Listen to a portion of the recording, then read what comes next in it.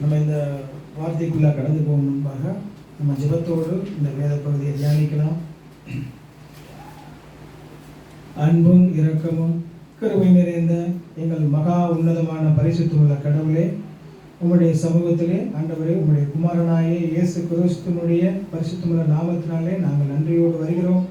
ஆண்டவரே, நீர் கொடுத்த இந்த நல்ல நேரத்திற்காகவும் இந்த அற்புதமான இந்த ஆராதனைக்காகவும் நாங்கள் நன்றி செலுத்துகிறோம்.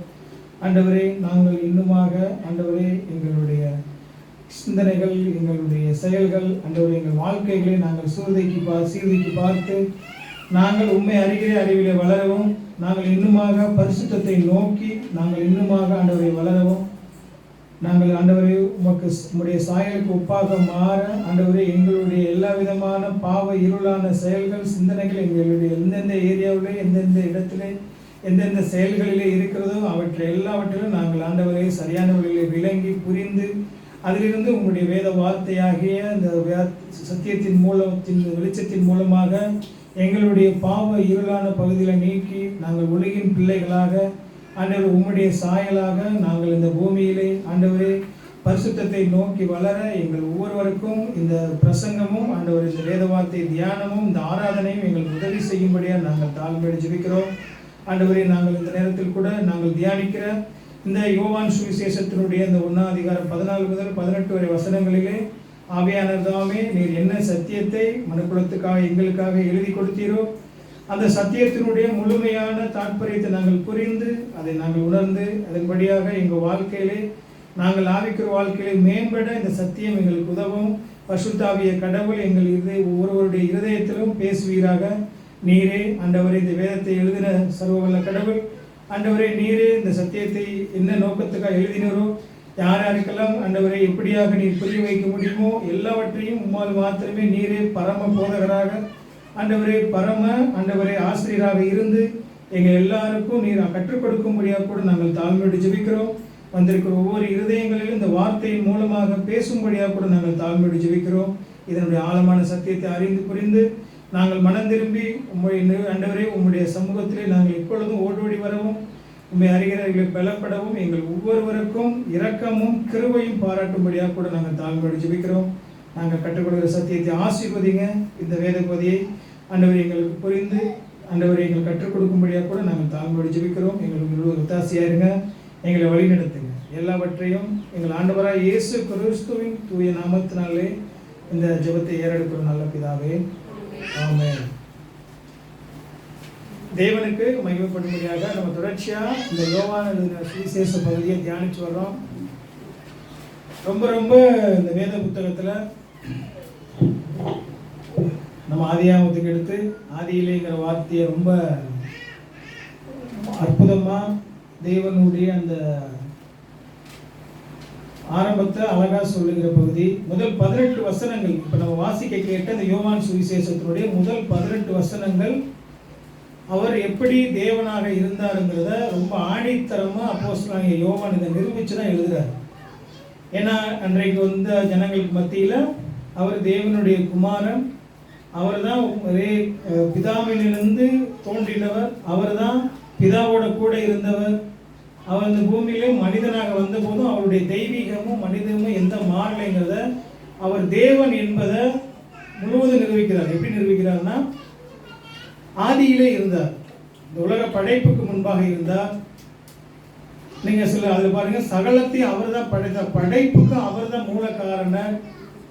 அவர்கிட்ட இருந்து அந்த ஒவ்வொரு இன்னைக்கு இருக்கிற எல்லா ஜீவன்களும், அது மரஞ்செடிகளாக இருக்கட்டும், விலங்குகளாக இருக்கட்டும், பறவைகளாக இருக்கட்டும், மனிதனாக இருக்கட்டும், இன்னைக்கு கடல் வாழ் உயிரினங்களாக இருக்கட்டும், எந்த உயிரினமும் அந்த உயிர்களை பெற்றுக்கொண்டது ஆண்டவராக இயேசு கிறிஸ்துவிடமிருந்து தான் ஜீவனையும் அதனுடைய எல்லா விதமான அந்த வாழ்வதற்கு தேவையான எல்லா போதியத்தையும் பெற்றுக்கொள்ளுங்கிறதையும், ஏன்னா அவர் தான் படைப்பிற்கான சகலத்தை உண்டாக்கினவர்ங்கிறதை தெளிவாக நிரூபிக்கிறாரு. அதோடு சேர்த்து அவர் இந்த உலகின் ஒளி, இந்த பரிசுத்தமான கடவுள் உலகின் ஒளியாக இருந்தார், அவர் தான் அப்படின்னு சொல்லி இந்த யோவான் இதில் சாட்சி கொடுத்து எழுதுகிற பகுதியை கூட அவர் அழகாக அற்புதமாக எழுத நம்ம தியானித்தோம். அவரை யாரெல்லாம் ஆண்டவரை இயேசு கிறிஸ்துவை ஏற்றுக்கொண்டார்களோ அல்ல பெற்றுக்கொண்டார்களோ அவர்களெல்லாம் அவருடைய பிள்ளைகள் ஆகும்படி அதிகாரம் கொடுத்தார். 13 வசனங்கள்ல அதுதான் இதுல அழகா அற்புதமாக எழுதிட்டு தான் அடுத்த வார்த்தைக்குள்ளாக 14வது அந்த வசனத்துக்குள்ளாக யோவான் கடந்து செல்கிறார். 13 வசனங்களையும். ஏன்னா உலகத்துல சுய நீதினாலும் இப்படிப்பட்ட தேவன் வந்து ஒருத்தன் மறிச்சு போயிருக்கிற அந்த மனிதன் மறுபிறப்பு அடைகிறது, ரட்சிக்கப்படுறது, கடவுளோட ஒப்புரவாகிறது எப்படின்னா அது தேவனால தான் செய்கிற செயல். உலகத்தில் இருக்கிற எந்த ரத்தத்தினாலேயோ அப்பா அம்மானாலேயோ சொந்த பந்தத்தினாலேயோ பாஸ்டர்னாலேயோ இல்லை எந்த உறவுகளிலையோ அது வந்து அந்த ரட்சிப்பை பெற்றுக்கொள்ள முடியாது. அது முழுக்க முழுக்க தலைமையேற்று நடத்துறது பரிசுத்தாவிய கடவுள். ஒரு மனிதனுக்குள்ள இருதயத்துக்குள்ள வந்து அவனை வந்து பாவத்தில் மறித்திருக்கிறவனை வேத வசனத்தின் மூலமாக உயிர்ப்பித்து தேவனுடைய பிள்ளைகளாக மறுபடியும் மறித்து போனோம்னா மறுபடியும் உயிர் பெற செய்கிறார். அந்த மேலான பணியையும் தேவன் தான் செய்கிறார். அதனால இப்படிப்பட்ட தேவன் அவர் தான் அந்த வார்த்தையாகிய கடவுள் அப்படின்னு சொல்ற அந்த வார்த்தையை தான் இப்ப திருப்பி என்ன சொல்றாரு, அந்த வார்த்தை மாம்சமாகி, அந்த வார்த்தை மாம்சமாகி கிருபையினாலும் சத்தியத்தினாலும் நிறைந்தவராய் நமக்குள்ளே வாசம் பண்ணினார் அப்படின்னு சொல்லி இந்த வார்த்தைகளை பவுல் எழுத ஆரம்பிக்கிறார். நம்ம கடந்த வாரத்துல அந்த ஒரு வார்த்தையை தான், அந்த ஒரு 14வது வசனத்துல ஒரு வார்த்தையை தான் தியானிச்சோம். அவர் மனிதனானார். கடவுள் கிருபையினாலும் சத்தியம் நிறைந்தவராய் அவர் முதல்ல வந்து வார்த்தை மாம்சமாகி அவர் வந்து இந்த வார்த்தையா, அதாவது இந்த வார்த்தை பேசுறது நான் வெளியே பேசும்போது இது ஆவியாத்தான் வெளியே வருது. புரியுது உங்களுக்கு? நான் பேசுற வார்த்தை வெளியே வரும்போது ஆவி, அது வந்து ஆவியா தானே வெளியே வருது. காற்று தானே உங்களை கேட்குது. இப்போ நான் பேசுறது சத்தம் எப்படி கேட்கும் உங்களுக்கு? பேசுற சத்தம் ஆவியா தான் உங்க காதுக்கு வரும். ஏதோ ஒரு பொருளாக வந்து டங்குன்னு இடிக்கிறது இல்லை, எப்படி ஒரு டச் பண்ணுறது இல்லை. ஆவியா வந்து அந்த சவுண்ட் ஒளின்னு சொல்லுவாங்க இல்லையா, அந்த ஒளிங்கிறது ஒரு சத்தம். அந்த சத்தமாக வந்து வார்த்தை காற்றாத்தான் வந்து வருது. அதுபோல அந்த வார்த்தையா ஆவியா இருந்த கடவுள் அந்த காற்றா அந்த ஆவியா எங்கும் நிறைந்தவரா இருந்த அந்த சர்வவல்ல கடவுள் அந்த வார்த்தை வந்து மாம்சமா ஒரு உருவமா ஆயிடுச்சு. ஒரு உருவமா இங்க மனிதன் என்கிற உருவமானாரு. அந்த மனிதன் என்கிற அந்த உருவம் எப்படி எதுக்காக ஆனான்னு கடந்த வாரத்தில் நம்ம சிந்திச்சோம். அந்த தேவன் வந்து மனுக்குலத்தை மீட்கிறதுக்கு மாத்திரமல்ல, இன்று வரை அவர் சிந்தன பரிசுத்தமுள்ள ரத்தம் நம்மளுடைய பாவங்களுக்காக தொடர்ச்சியாக பிதாவாகிய தேவனிடத்துல நம்மளை மன்னிக்கும்படியாக அவருடைய சமூகத்தில் பிதாவிட்டு ஒப்புரவாக்கும்படியாக தொடர்ச்சியா நமக்காக பரிந்து பேசிக் கொண்டிருக்கிறது. மத்தியஸ்தராக பிதாவுக்கும் மனிதனுக்கும் மத்தியஸ்தராக அவர் இன்று வரை தொடர்ந்து பேசுகிறார். மனிதனுடைய முக்கியமான சாரம்சத்தினுடைய நிறைய காரணங்கள் இருக்கு. மனுக்குலத்தினுடைய பிரதிநிதியாக பாவத்தினுடைய பரிசுத்தம் உள்ளவரை வந்தது மாத்திரம் இல்லை. ஏன்னா அவர் ஏதோ ஒரு மனிதனை பரிசுத்தமுள்ள மனிதனை உருவாக்கி அவனுக்கு வல்லமையை கொடுத்து பாவமே செய்யாம அவர் நடத்தி அவர் அந்த பாவத்துடைய பரிகாரத்தை தீர்த்திருக்கலாம். அது மாத்திரமல்ல, அது அன்றோட முடிஞ்சு போன காரியம் அல்ல. இன்று வரை நம்ம இந்த பூமியில வாழ்ற வரைக்கும் ஒவ்வொரு விசுவாசியும், ரட்சிக்கப்பட்ட ஒவ்வொரு விசுவாசியும் கடவுள்கிட்ட மீட்கப்பட்டு பரலோகம் போற வரையும் நான் ரட்சிக்கப்பட்டும் என்னால் சில பாவங்களை என்னால் மேற்கொள்ள முடியாத சூழ்நிலையில இது பாவத்துக்கு ஒரு சப்போர்ட் பண்ற காரியம் இல்லை. அதாவது நம்மளால இப்போ ஒரு ஆக்சிடென்ட் நடக்குதுன்னா எனக்கு இன்சூரன்ஸ் இருக்குன்னா போய் நான் இடிச்சு இன்சூரன்ஸ் நான் கிளைம் பண்றது இல்லை. சப்போஸ் போகும்போது தவறி நான் ஆக்சிடென்ட் பண்ணிட்டேன்னா அந்த நேரத்தில் எனக்கு வந்து உதவுறதுக்கு தான் அந்த இன்சூரன்ஸ், அப்படிதானே? அதுபோல் நான் பாவம் செஞ்சு மன்னிப்பு கேட்கறதுக்கு இல்லை. நான் சில சமயங்களில் பாவ இயல்புல பாவ உலகத்தில் வாழும்போது தவறும் போது இடரும் போது நான் பாவம் செய்யும் போதும் பாவமே செய்யாமல் முடியாது, நம்மளால் சில சூழ்நிலை முடியாத சூழ்நிலையில் ஆண்டவர் அந்த நேரங்களில் உங்களுக்காக எனக்காக பிதாவுடைய தேவன்கிட்ட மத்தியஸ்தா இருந்து பரிந்து பேசுகிற பிரதான ஆசாரியராகவும் தொடர்ந்து நம்மளுக்காக பேசிக்கொண்டிருக்கிறார். அல்லேலூயா. அது மனிதனுடைய முக்கியமான சாராம்சத்தை குறித்து நம்ம கடந்த வாரத்தில் தியானித்தோம். இந்த வாரத்தில் அதிலே தான் அந்த 14வது வசனத்தில் நம்ம தியானிக்கிற முக்கியமான காரியங்கள் கூட அவர் கிருபையினாலும் சத்தியத்தினாலும் நிறைந்தவராய் வாசம் பண்ணினார், நமக்குள்ளே வாசம் பண்ணினார். எவ்வளவு ஒரு அற்புதமான வார்த்தை. வாசம் பண்ணினான்னு சொல்லும் போது நம்ம அந்த வார்த்தையை வந்து சும்மா வாச்சு கடந்து போயிடுவோம்.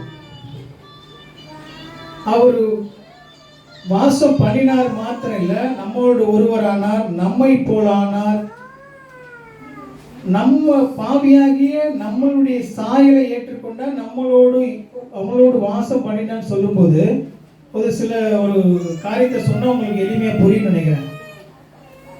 இப்போ ஒரு மோடி இன்னைக்கு வந்து ஒரு இந்த இதெல்லாம் கூட்டினார்னா, மோடி வந்து ஒரு சின்ன நல்ல ட்ரெஸ்ஸை ஒரு 50 லட்ச ரூபா ட்ரெஸ்ஸை போட்டுக்கிட்டு சும்மா ஒரு வீதியில் சும்மா ஒரு குப்பையை அவங்களாம் கொட்டி விட்டு அதை கூட்டுவாங்க, அது படம் எடுத்து போடுவாங்க. அது வந்து மோடி பாருங்க திருவிழா கூட்டி சுத்தம் பண்ணுறாங்கன்னு சொல்லி நம்ம கொஞ்சம் அவர் ஸ்தானத்துலேருந்து அவர் அதிகாரத்துலேருந்து இறங்கி ஒரு கீழான வேலையை பார்க்குறாரு நம்ம சொல்லுவோம்.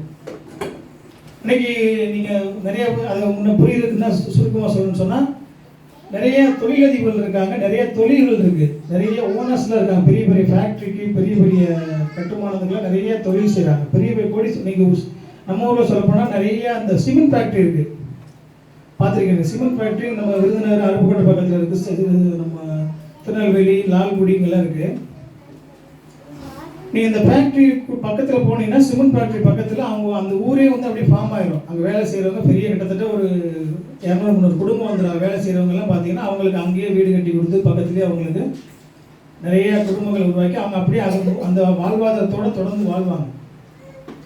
அந்த சூழ்நிலையில் அவங்க பார்த்தீங்கன்னா அந்த சிமெண்ட் ஃபேக்ட்ரியில் இருக்கிற சிமெண்ட்டு இது எல்லாமே வீட்டுக்கு படியும், அவங்க அதோட பழகி அதில் தான் வாழ்வாங்க.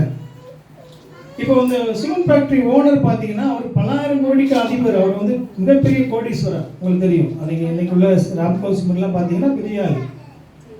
இப்போ இவர் வந்து அந்த சிமெண்ட் ஃபேக்ட்ரியோட மக்களுக்கு துயர போக்கணும்னு சொல்லி அவர் அங்கே சிமெண்ட் ஃபேக்ட்ரி மக்களோட போய் அவரை போல, அதாவது அவங்க வேலை செய்கிறாங்க இல்லையா, கொஞ்சம் புரியுது நான் பேசுறது, கவனிக்கிறீங்களா?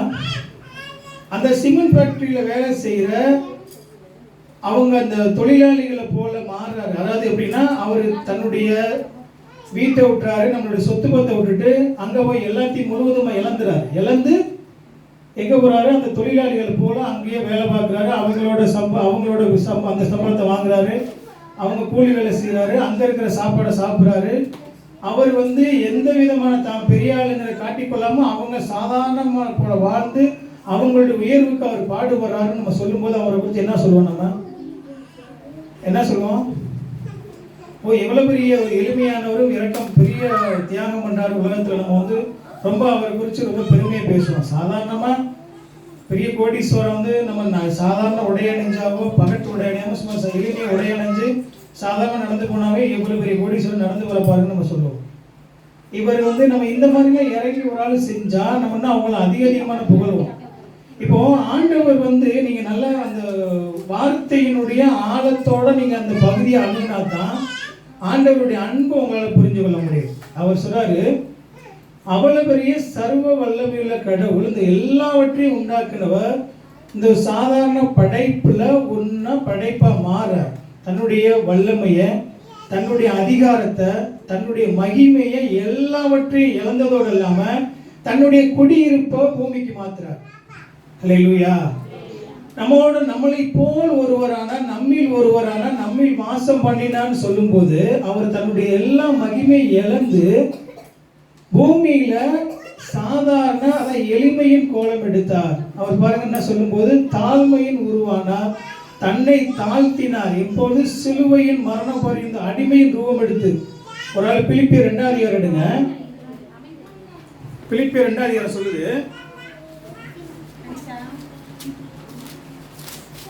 2:6 படிங்க. ஒரு ஆள் பிலிப்பியர் 2ஆம் அதிகாரம் 6:7.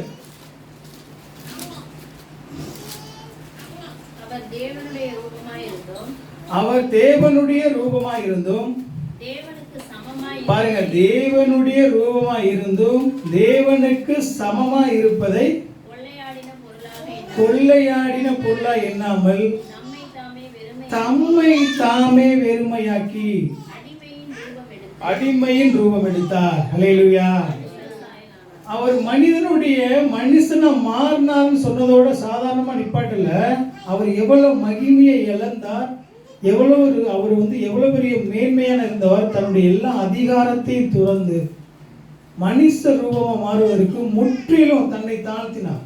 எதற்காக? மனுக்குலத்தின் மேல கொண்டது மேலான அன்பினால தன்னைத்தானே முற்றிலுமாக தாழ்த்தினார். அது இந்த வசனங்களை படிக்கும் போது நம்ம சாதாரணமா ஒரு மனிதனான மாம்சமானார் அப்படிங்கிற போயிடக்கூடாது. அதனுடைய ஆழம் வந்து நீங்க சாதாரணமா இதெல்லாம் சொன்னா எவ்வளவு பெரிய தியாகம்னு சொல்லுவாங்க. இந்த வார்த்தையை படிக்கும் போது ஆண்டவருடைய அன்பு நம்ம மேல வச்சிருக்கிற அன்பனுடைய அந்த ஆழம் அவங்களுக்கு புரியாது. அவர் சிலுவையில செஞ்சினது மாத்திரம் இல்ல, பூமியில மனிதனா வந்ததே நம்மளோட வாழ்ந்ததே அவ்வளவு பெரிய மேலான காரியம். அல்லேலூயா. அதான் யோவான் சொல்றாரு, அவர் பூமியில வந்து அவர் வாசம் பண்ணினால அவர் மகிமையை கண்டோம். மகிமையை பாருங்க, 1:14 படிங்க. யோவான் 1:14 மறுபடியும் படிங்க. அதுல அவர் சொல்றாரு பாருங்க, அவருடைய மகிமையை கண்டோம், அது பிதாவுக்கு ஒரே பேரானவருடைய மகிமைக்கு ஏற்ற மகிமையாகவே இருந்தது. அது மகிமையை கண்டார்கள், அது எப்படியா பிதாவுக்கு ஏற்ற மகிமையாகவே அது இருந்தது. பாருங்க, தேவனுடைய உன்னதத்தின் நிறைவையும் மேன்மையும் அந்த மாம்ச சரீரத்துல கண்டேன் யோவான் எழுதுறாரு.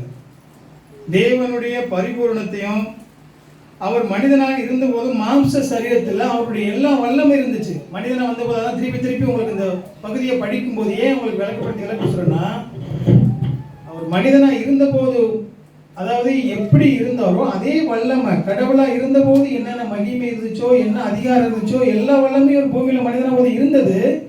ஆனால் அவற்றை எல்லாம் தன்னுடைய இந்த மனித சரீரத்துக்குள்ள மறைச்சு வச்சுக்கிட்டார். எதுக்கும் தன்னை எதுக்காக கொள்ளையாடின பொருளை வந்து கடவுள்கிட்ட வாங்கின அந்த மகிமையை தவறான வழியில் எதுக்காக பயன்படுத்தின துஷ்பிரயோகம் பண்ணல. அதை எல்லாவற்றையும் அவங்க கேள்வி பேசின போது, ஏளனமா பேசின போதும் தன்னுடைய மாம்ச சரீரத்தில் தன்னுடைய மகிமையை மறைத்து கொண்டார். அல்லேலூயா. அந்த மகிமையை வந்து பார்த்தீங்கன்னா பழைய ஏற்பாடு நாட்களில் மகிமைன்னு சொல்லும்போது 2 இடங்கள்ல மகிமை வெளிப்பட்டுச்சு. எங்கன்னா முதல்ல ஆண்டவராக இயேசு கிறிஸ்து இந்த பூமியில வெளிப்படுறதுக்கு முன்னாடியே பழைய ஏற்பாட்டில் தேவனுடைய மகிமையை கண்டாங்க. எங்கெங்க கண்டாங்க சொல்லுங்க? மகிமை எங்க வெளிப்பட்டுச்சு?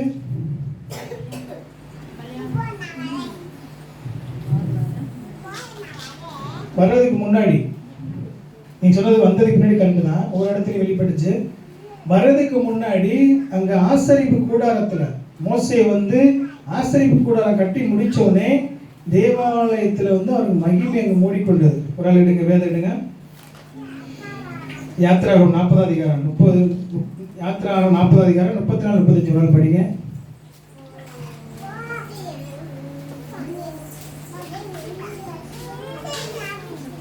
யாத்திராகம் 40 அதிகாரம் 34, 35 படிங்க. மோசே வந்து ஆண்டவர் கொடுத்த அந்த தேவாலயத்தை ஆசரிப்பு கட்டி முடிச்சோடனே அந்த மகிமையெல்லாம் நிறைந்துருச்சு. படிங்க.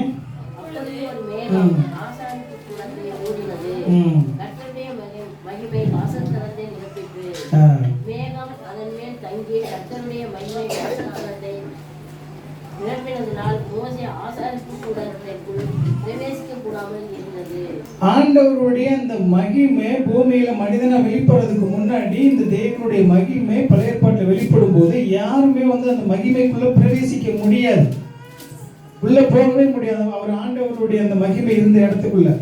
அதே தான் வந்து சாலமோன் வந்து தேவாலயத்தை கட்டின போதும், தேவாலயத்தை கட்டி உடன்படிக்கை பெட்டியை கொண்டு வந்து அங்க அந்த தேவாலயத்துக்குள்ள வைக்கும் போதும் அங்க தேவாலயத்துக்குள்ள அந்த மகிமை நிரம்பினது. அங்க நீங்க பாத்தீங்கன்னா ஒவ்வொரு இடங்களிலும் இந்த மகிமைன்னு சொல்லும் போது தேவனுடைய இருப்பு, அவர் இருக்கிறாரு, அவருடைய இயல்பு, அவருடைய குணத்தோட சேர்த்து தேவன் இருக்கிறாருங்கிறத குறித்து ரொம்ப அந்த இடத்துல எல்லா ஜனங்களுக்கும் வெளிப்படுத்தும்படியாக அந்த மகிமை அந்த இடத்துல வெளிப்பட்டுச்சு. அந்த மகிமை இருக்கும்போது யாருமே அங்க வந்து உள்ள போக கூட முடியாது. அவங்களால வந்து அந்த இடங்கள்ல தான் வந்து எல்லா சூழ்நிலையும் நேரடியாக அந்த மகிமை கூட அவங்களால பிரவேசிக்க முடியல. எந்த ஒரு அன்னைக்கு உள்ள சூழ்நிலையில உங்களுக்கு தெரியும், தேவனுடைய இந்த மகிமையை குறித்து நீங்க நல்லா கொஞ்சம் கவனமா புரியணும். ஏன்னா தேவன் வந்து மகிமையை நம்ம கண்டன்னு சொல்லி நம்மளோட வெளிப்பட்டான்னு சொல்லும்போது தேவனுடைய மகிமையை முழுவதுமா வந்து இன்னைக்கு நம்ம பார்க்கக்கூடிய ஸ்லாக்கி இருந்தது. ஆனா அன்னைக்கு இல்ல. யாரு அன்னைக்கு அந்த மகிமைக்குள்ள பிரவேசிக்கணும்? எப்படி பிரவேசிச்சாங்க? அப்படி ஒரே ஒரு தரம் தான், வருஷத்துல ஒரு தரம் தான் அவர் இருக்கிற அந்த மகிமையான அந்த அவர் இருக்கிற இடத்துக்குள்ள பிரவேசிக்கிறதுக்கு அலோவ் பண்றது யாருன்னா பிரதான ஆசிரியர் மாத்திரம்தான். அந்த பிரதான ஆசிரியர் வருஷத்துக்கு ஒரு முறை தன்னுடைய பாவங்களுக்காக பாவ நிவர்த்தி பலி செலுத்திட்டு அந்த ரத்தத்தை கொண்டு போகணும். மறுபடியும் ஜனங்களுடைய பாவங்களுக்காக பாவ நிவர்த்திக்காகவும் ஜனங்களுடைய பாவ மன்னிப்புக்காகவும் பரிந்து பேசுறதுக்காக போக முடியும். இந்த ஒரு காரியங்கள்லாம் விளக்கத்தோட தான் ஆண்டவர் அணுகின முறையை கவனிக்க முடியும். இன்னைக்கு வந்து எளிமையா நம்ம தேவனுடைய மகிமை குறித்து ஈஸியா பேசுற சூழ்நிலை அன்னைக்கு வந்து யாருமே பிரவேசிக்க முடியாது. அன்னைக்கு வருஷத்துல ஒரே ஒரு தடவை தான் அந்த மகா பரிசுத்தத்துக்குள்ளே பிரவேசிக்க முடியும். அவ்வளவு பெரிய அந்த மேலான மகிமை. அன்னைக்கு அந்த மகிமையான அந்த தேவாலயத்திலையும் ஆசரிப்படுறது என்ன பண்ணாங்க? பாவ நிவாரண பரிகார பலி அங்கதான் செலுத்தப்பட்டுச்சு. அந்த பாவ பரிகார பலியும் பாவ நிவாரண பலியும் ஒரு ஆராதனையும் தேவனை அணுகணும், தேவனை தொழுது கொள்கிற இடமாகவும் அந்த அன்னைக்கு அது தேவனுடைய மகிமையான அந்த ஸ்தலம் தான் அது. ஆனா இந்த தேவனுடைய மகிமை எல்லாமே, இந்த பூரண மகிமையும் இந்த பலிகளும் பாவ நிவாரண பலிகளும் எப்போ ஆண்டவராய் இயேசு கிறிஸ்து தன் மூலமாக மனுக்குலத்துக்காக அவர் முழுவதுமாக முற்றிலுமாக ஏறெடுத்தாரோ, முற்றிலுமான அந்த பாவ பரிகார பலி அவரால் நிறைவேற்றப்பட்டது. அது அந்த நிறைவேற்றப்பட்டதுடைய சரியான சாராம்சம் பார்த்தீங்கன்னா, மகா பரிசுத்த ஸ்தலத்துக்குள்ள பிரவேசிக்க முடியாது, யாராலையும் போக முடியாது. ஏன்னா எவ்வளவு பெரிய ராஜாவா இருக்கட்டும், அந்த நாட்டில் இருக்கிற எத்தனை கோத்திரமா இருக்கட்டும், எவ்வளவு மேலான உயர் வகுப்பா இருக்கட்டும், அவங்க அந்த ஆசரிப்பு கூடாரத்தினுடைய வெளியே அந்த பரிகார பலிபீடத்துக்குள்ள நிற்க முடியும். அதுக்குள்ளேயும் ஆசிரிய வகுப்புக்காரங்க மட்டும் தான் பரிசுத்தத்துல போக முடியும். மகா பரிசுல போகிறது வந்து ஒரே ஒரு தான் போக முடியும். அப்போ அன்னைக்கு வந்து யாருமே பிரவேசிக்கவோ தேவனுடைய மகிமைக்குள்ள செல்ல முடியாத சூழ்நிலைய ஆண்டவராய் இயேசு கிறிஸ்து அவர் சொல்றாரு. அந்த வசனங்கள் படிங்க, சொல்றதுனுடைய சாராம்சம் படிங்க. எபிரேயர் எழுதுங்க. உங்களுக்கு இந்த மேலான காரியமும் தேவன் நம்மளோட வாசம் பண்ணினார் அவருடைய காரியத்தை குறித்து பேசும்போது இந்த சத்தியத்திறனை எபிரேயர் 9 எடுங்க. 9:6-7 படிக்குது. அவர் மகா பரிசுத்துக்குள்ள எப்படி வந்து நம்மளுக்காக அவர் பிரவேசித்து நம்மளுக்கு செஞ்சு முடிச்ச நித்திய மீட்பு சொல்றாரு. அவர் படிங்க.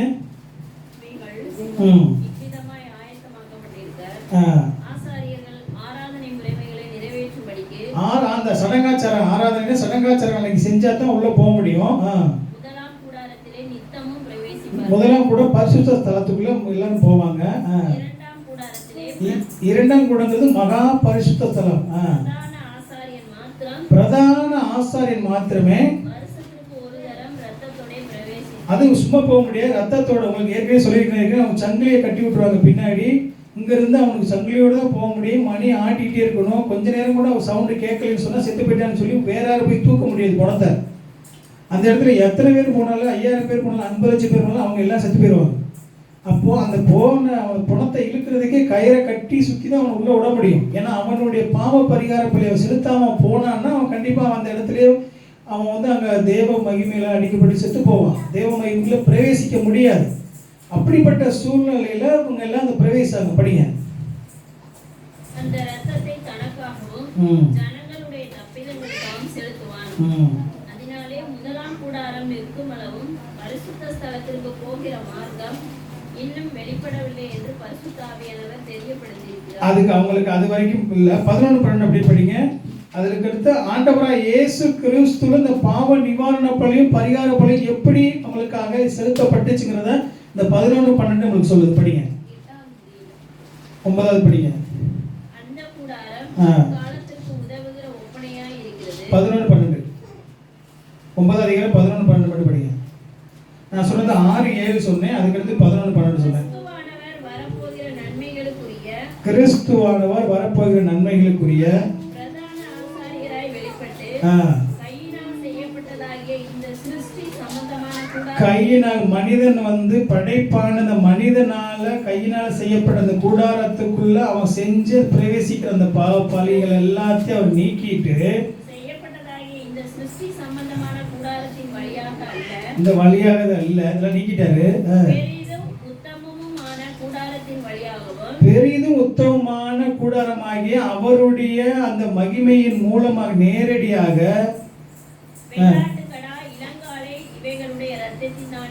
ஏன்னா அன்னைக்கு பரிகார பலி பாவ பரிகார பலியும் அந்த வெள்ளாட்டு கடாவும் அவங்க இளங்காலே இந்த புறாக ரத்தங்கள்லாம் செலுத்தப்பட்டுச்சு. அதன் மூலமாக அல்ல, தம்முடைய சொந்த ரத்தத்தினாலும் ஹல்லேலூயா தம்முடைய சொந்த ரத்தத்தினாலே ஒரே தரம் மகா பரிசுத்த ஸ்தலத்திலே பிரவேசித்து முழு மனுக்குலத்துக்காகவும் ஒரே ஒரு தரம் வந்து அந்த மகா பிரதான பரிசுத்த சென்று நித்தியமான முடிவற்ற இதற்கு மேல வேளாண் இதுக்கு மேல தேவையான மீட்பை தேவையில்லை, நித்தியமான மீட்பை உங்களுக்காக எனக்காக உண்டு பண்ணினார்.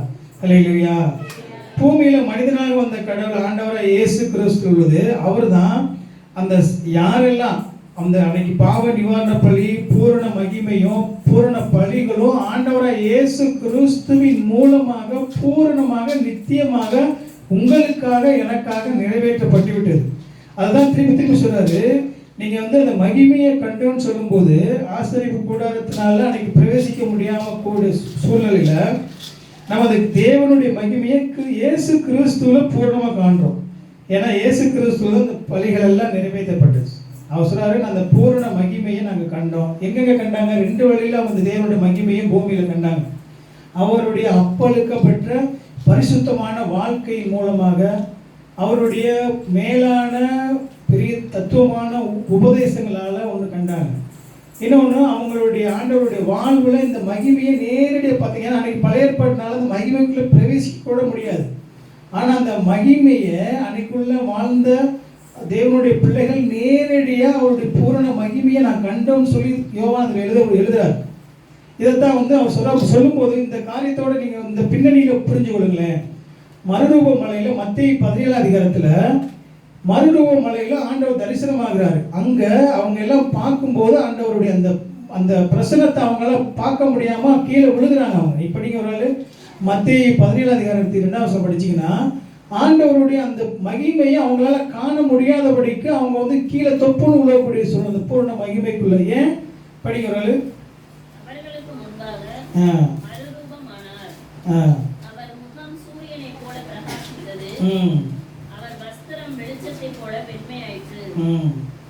அப்பொழுது மோசேயும் எலியாவும் அவருடைய கூட பேசுகிறவர்களாக அந்த சூழ்நிலையில அவருக்கு மரித்து போன யாராரு? மோசேவும் எலியாவும் அவங்களோட பேசுகிறத அந்த இடத்துல பரலோகத்துல நல்லா பார்க்கும்போது பரலோகத்துல தேவகுமாரனுடைய அவங்க எப்படி கண்டாங்களோ அதே வண்ணமாக அந்த சூழ்நிலையில தேவனுடைய மகிமையை முகமுகமா யாக்கோபு, பேதுரு, யோவான் 3 பேர் மறுரூப மலையில பார்த்தோடனே அவங்க எல்லாம் பிரகாசம் அடைஞ்சது மாத்திரம் இல்லாம அதை பார்த்தோடனே தேவனுடைய சத்தத்தை கேட்கும்போது கீழே அவங்களால விழுந்து அவங்களால குப்புற விழுகக்கூடிய சூழ்நிலை. ஏன்?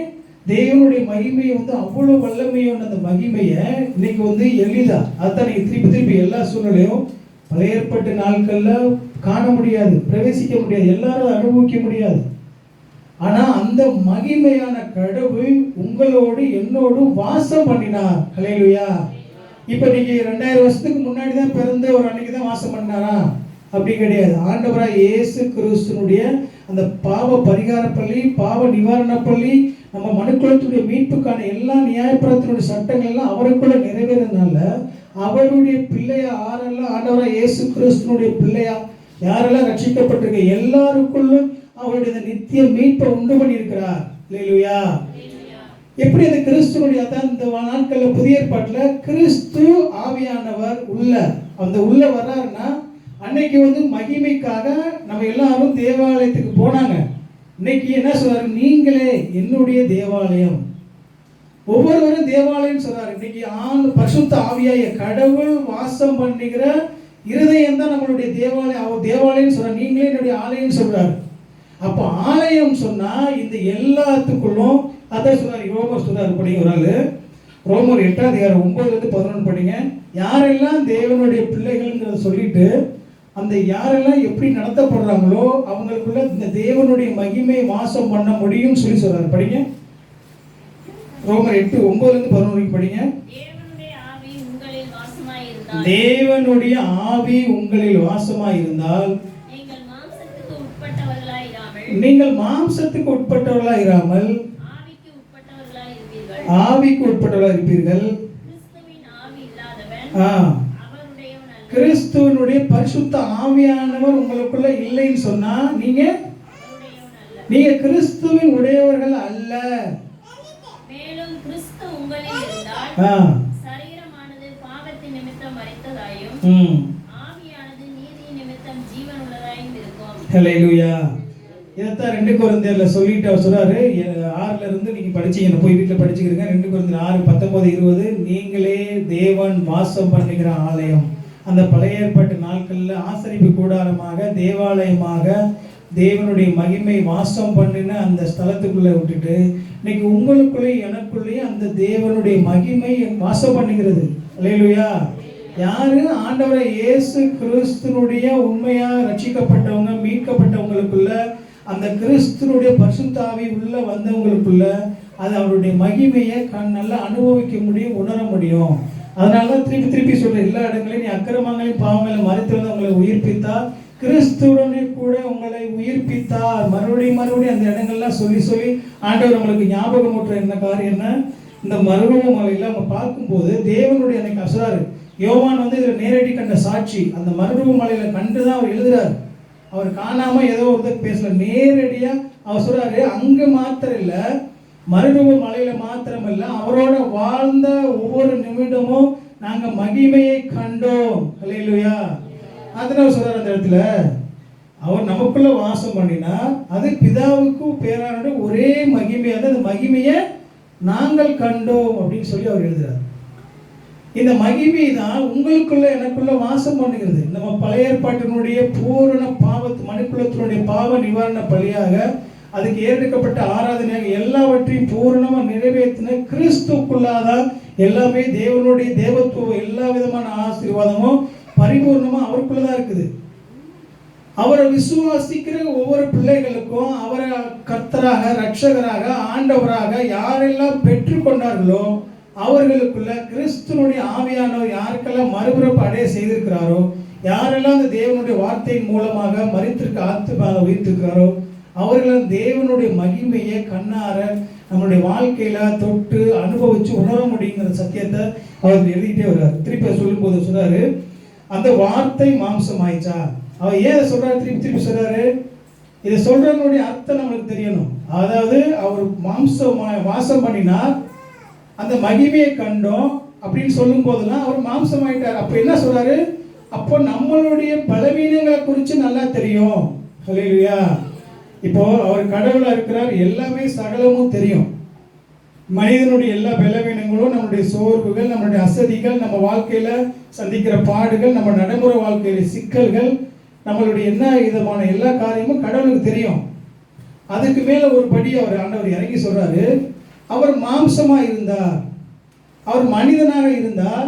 அதனால மனிதனுக்காக அவர் எல்லா சூழ்நிலையும் அது சொல்றாரு. ஒரு 2 அவர் சோதிக்கப்பட்டு நமக்கு வழியை உண்டு பண்ணியிருக்கிறார், உதவி செய்ய இருக்கிறார். சோதிக்கப்படுறவர்களுக்கு உதவி செய்யறதுக்கு. ஏன்னா அவர் உங்களை போல என்ன போல மனிதனா இருந்து நம்மளுக்கு என்னென்ன சோதனை வரும், என்னென்ன பிரச்சனை வரும், என்னென்ன அசௌகரியம் இருக்கும், எந்தெந்த வழியில நம்ம பின்மாற்றம் அடைவோம், எந்த வழியில நம்ம வீழ்ந்து போவோம், எல்லாமே அவரால் அனுபவபூர்வம் மனிதனை வந்து அனுபவிச்சிருக்கிறார்.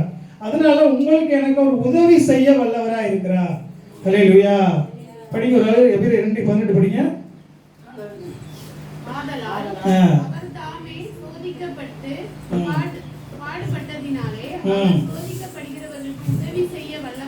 சோதிக்கப்பட்டு பாடுபட்டதுனால சோதிக்கப்படுகிற உங்களுக்கு எனக்கு அவர் உதவி செய்ய வல்லவராய் இருக்கிறார்.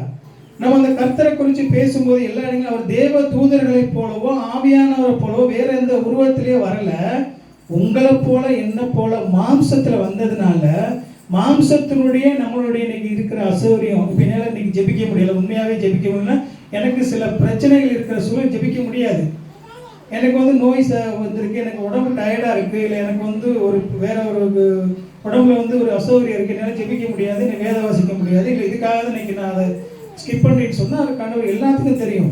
ஆனால் உண்மையான அந்த சௌகரியெல்லாம் தெரிஞ்சு அப்படிப்பட்ட சூழ்நிலையும் உங்களுக்கு வந்து பலன் கொடுக்க ஒரு போதுமானவர், ஆனால் அதெல்லாம் அறிந்தவராக இருக்கிறார். அதனால தான் வந்து திரும்ப திரும்ப அந்த இடங்கள்ல சொல்லிட்டு வரும்போது அவரை வந்து நம்ம எல்லா சூழ்நிலையும் தேவனுடைய முக்கியமான இதனுடைய கருத்து என்னன்னா, சகலத்தில் அவரை சார்ந்து வாழ பழகி இருக்கமா. அவர் மகிமையை கண்டிருக்கோம், அவர் ருசித்திருக்கோம், அவர் வாசம் பண்ணினாலாம் பேசும்போது அவருடைய நம்ம எல்லா சூழ்நிலையும் சார்ந்து வாழ. இன்னைக்கு படித்தோம் சங்கீதம் 34:8 படித்தோம், கர்த்தர் நல்லவர் என்பதை ருசித்து பாருங்கள் சொன்னோம். எவ்வளோ அழகான வார்த்தை.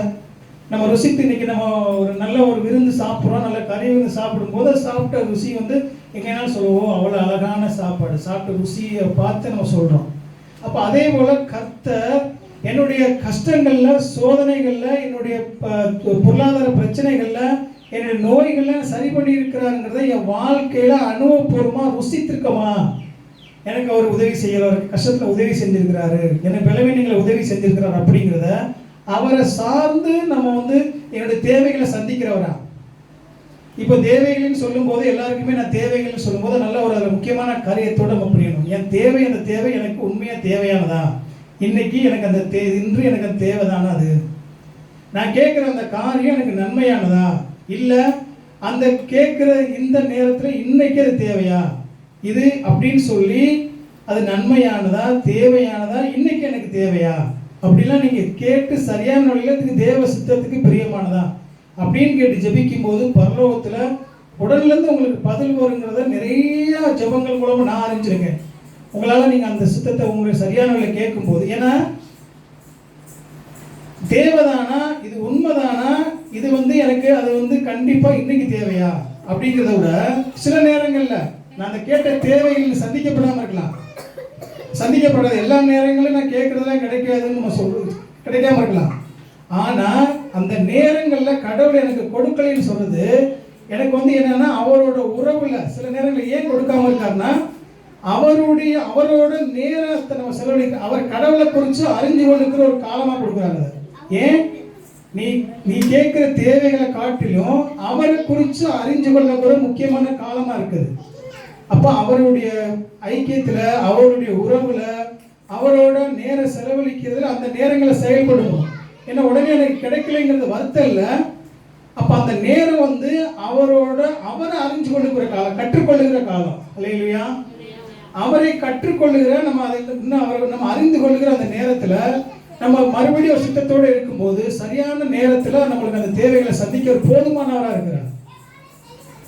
இந்த புரிதல் தான் நம்மளுக்கு எனக்குமே எல்லா சூழ்நிலையும் இல்லை. அவர் எல்லா சூழ்நிலையுமே சொல்றாரு, நான் கர்த்தர் நல்லவர் என்பதை ருசித்து பார்த்திருக்கிறீங்களா? ருசி, அந்த ருசியை பார்த்தா தான் உண்மையா நீங்க கர்த்தர் நல்லவர்னு சொல்ல முடியும். இல்லைன்னா அவரை குறித்து நீங்க கேள்வி மேல கேள்வி தான் கேட்க முடியும். ஏன் எனக்கு இப்படி நடக்குது, ஏன் இப்படி வந்துச்சு, ஏன் இது நடக்குது, இது இந்த பிரச்சனையே சால்வ் ஆகலை, இது எல்லாமே எந்த சூழ்நிலை அடிப்படையில் வருதுன்னு சொன்னா கர்த்தரை குறித்து கர்த்தர் நல்லவர் என்பதை ருசிக்கலாது. அதனால இந்த கர்த்தருடைய நம்ம காரியங்கள்ல நம்ம எல்லா சூழ்நிலையும் நம்மளுடைய வாழ்க்கையில எல்லா சந்தர்ப்பங்களையும் தேவனை மாத்திரமே நம்ம சார்ந்து கொண்டு வாழ்றோம். ஏன்னா தேவ மகிமைய அவர் கண்ணார கண்டாங்க. அன்னைக்கு ஆண்டவராக இயேசு கிறிஸ்து பூமியில மனிதனா இருந்த அந்த சூழ்நிலை தேவனுடைய எல்லா மகிமையும் கண்ணார கண்ட அந்த யோவான் சொல்றாரு. தேவன் சொல்றாரு, நீங்க கடவுளை சொல்லும் போது இந்த இடத்துல சொல்றாரு, அவர் இந்த சரீரத்தோட நீங்க அவர் மனிதனா வெளிப்பட்டது மாத்திரம் இல்ல, நல்ல ஒரு புரிதலோட கொஞ்சம் கவனிங்களேன். அவர் மனிதனை ஏற்றுக்கொண்டதோட மாத்திரம் இல்லை, அவர் மரித்து பரலோகம் போகும்போதும் இந்த சரீரத்தோட தான் அவர் பரலோகம் போனார். தெரியுமா? அவர் மரித்து உயிரோடு எழுந்து ஏறெடுத்துக் கொள்ளும் போதும் இந்த மாம்ச சரீரத்தில் அவர் போறதுக்கு என்ன நம்பிக்கை கொடுத்துருக்காருமா?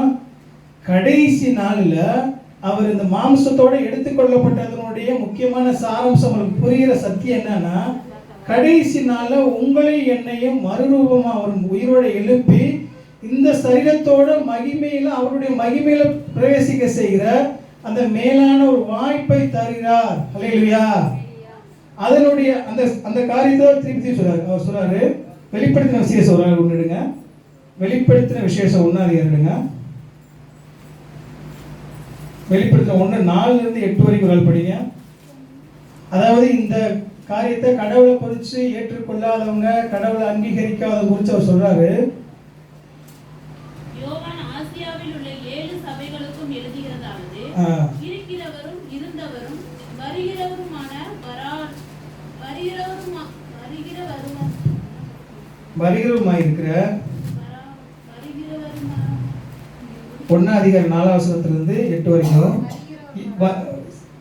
யோவான் ஆசியாவில் உள்ள 7 சபைகளுக்கும் எழுதுகிறதாவது, இருக்கிறவரும் இருந்தவரும் வருகிறவருமானவராலும் அவருடைய சிங்காசனத்திற்கு முன்பாக இருக்கிற 7 ஆவிகளாலும் உண்மையுள்ள சாட்சியும் மரித்தோரிலிருந்து முதல் பிறந்தவரும் பூமியின் ராஜாக்களுக்கு அதிபதியுமாய் இயேசு கிறிஸ்துவினால் உங்களுக்கு கிருபையும் சமாதானம் உண்டாவதாக.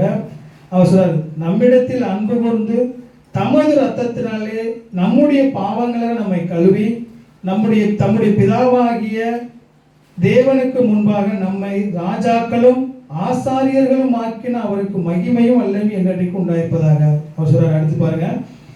ஆமென். இதோ மேகங்களுடனே வருகிறார், கண்கள் யாவும் அவரை காணும், அவரை குத்தினவர்களும் அவரை காண்பார்கள், பூமியின் கோத்திரத்தார் எல்லாரும் அவரை பார்த்து புலம்புவார்கள். அப்படியே ஆகும். ஆமென். இருக்கிறவரும் இருந்தவரும் வருகிறவருமாகிய சர்வ வல்லமையுள்ள கர்த்தர் அல்பாவும் ஒமேகாவும் ஆதியும் அந்தமாய் இருக்கிறேன் என்று திருவுளம் பற்றினார். அவர் சொல்றார் பாருங்க, இதுல அவரை மேகங்களோட வரும்போது நீதிபதியாக நியாய தீர்ப்பாக இந்த உலகத்தினுடைய எல்லாம் முடிவுல வரும்போது அவர் எருவாரா, அவரை குத்துனவங்க, அவங்க கொலையை செஞ்சவங்க, சிலுவையில் அரைஞ்சவங்க, எல்லா பேரும் நம்ம மறுதளிச்சவங்க, அவிசுவாசம் கொண்டவங்க, கடவுளை இல்லை நீங்க வரைக்கும் விக்கிரக ஆராதனை வழிபாடு பண்றவங்க, தேவனுடைய அன்பை அறிஞ்சிருக்காதவங்க, இவங்க எல்லாருமே அன்னைக்கு காண்பாங்க. எல்லாரும் நீதியான நியாய தீர்ப்புல வேத திருப்பி எல்லாம் சொல்லுது, பரிதாபமா அவங்க நித்திய ராஜ்யத்துக்கு சொந்தக்காரங்களா இருக்க முடியும். அன்னைக்கு அவங்க கண்டுறதுனால எந்த பிரயோஜனம் இல்லை. அதுதான் அந்த வேதவசனம் என்ன சொல்லுது, அவரை குத்தினவர்களும் காண்பார்கள். வேதம் என்ன சொல்லுது மறுபடி, ஒரு மனிதன் பூமியில ஒரு மனுஷனா பூமியில பிறக்கிறது எந்த அளவுக்கு எல்லாரும் நம்ம நம்புறோமோ அவன் மறைக்கிறவங்க எல்லாத்துக்கும் தெரியும். பூமியில ஒருத்தன் பிறந்துட்டா நம்ம எப்படினாலும் ஒரு நாளைக்கு சாகணுப்பா அப்படிங்கிறது எல்லா மனுஷருக்கும் தெரியும். அது நம்புறீங்களா? எல்லாரும் நம்புறீங்கன்னா அது அந்த வசனம் சொல்லுது, பூமியில மனிதன் பிறப்பதும் மரிப்பதும் போல அவன் நியாய தீர்ப்பு அடைவது நியமிக்கப்பட்டிருக்கிறது. எபிரேயர் எழுதுற புத்தகம் எடுங்க, எபிரேயர் 9:27 சொல்லுது, அந்த மனிதன் பூமியில ஒருத்தன் பிறந்தா மறிக்கிறாங்கிறது எல்லாரும் ஏற்றுக்கொள்றீங்களே, இதே உண்மையைத்தான் வசனம் சொல்லுது. அது எந்த அளவுக்கு நீங்க உண்மையை விசுவாசிக்கிறியோ அதே அளவுக்கு உண்மை ஒரு எல்லா மனிதனும் நியாய தீர்ப்பு தேவாதி தேவனால ஆண்டவராக இயேசு கிறிஸ்துனால நியாயம் தீர்க்கப்படுறது. படிங்க,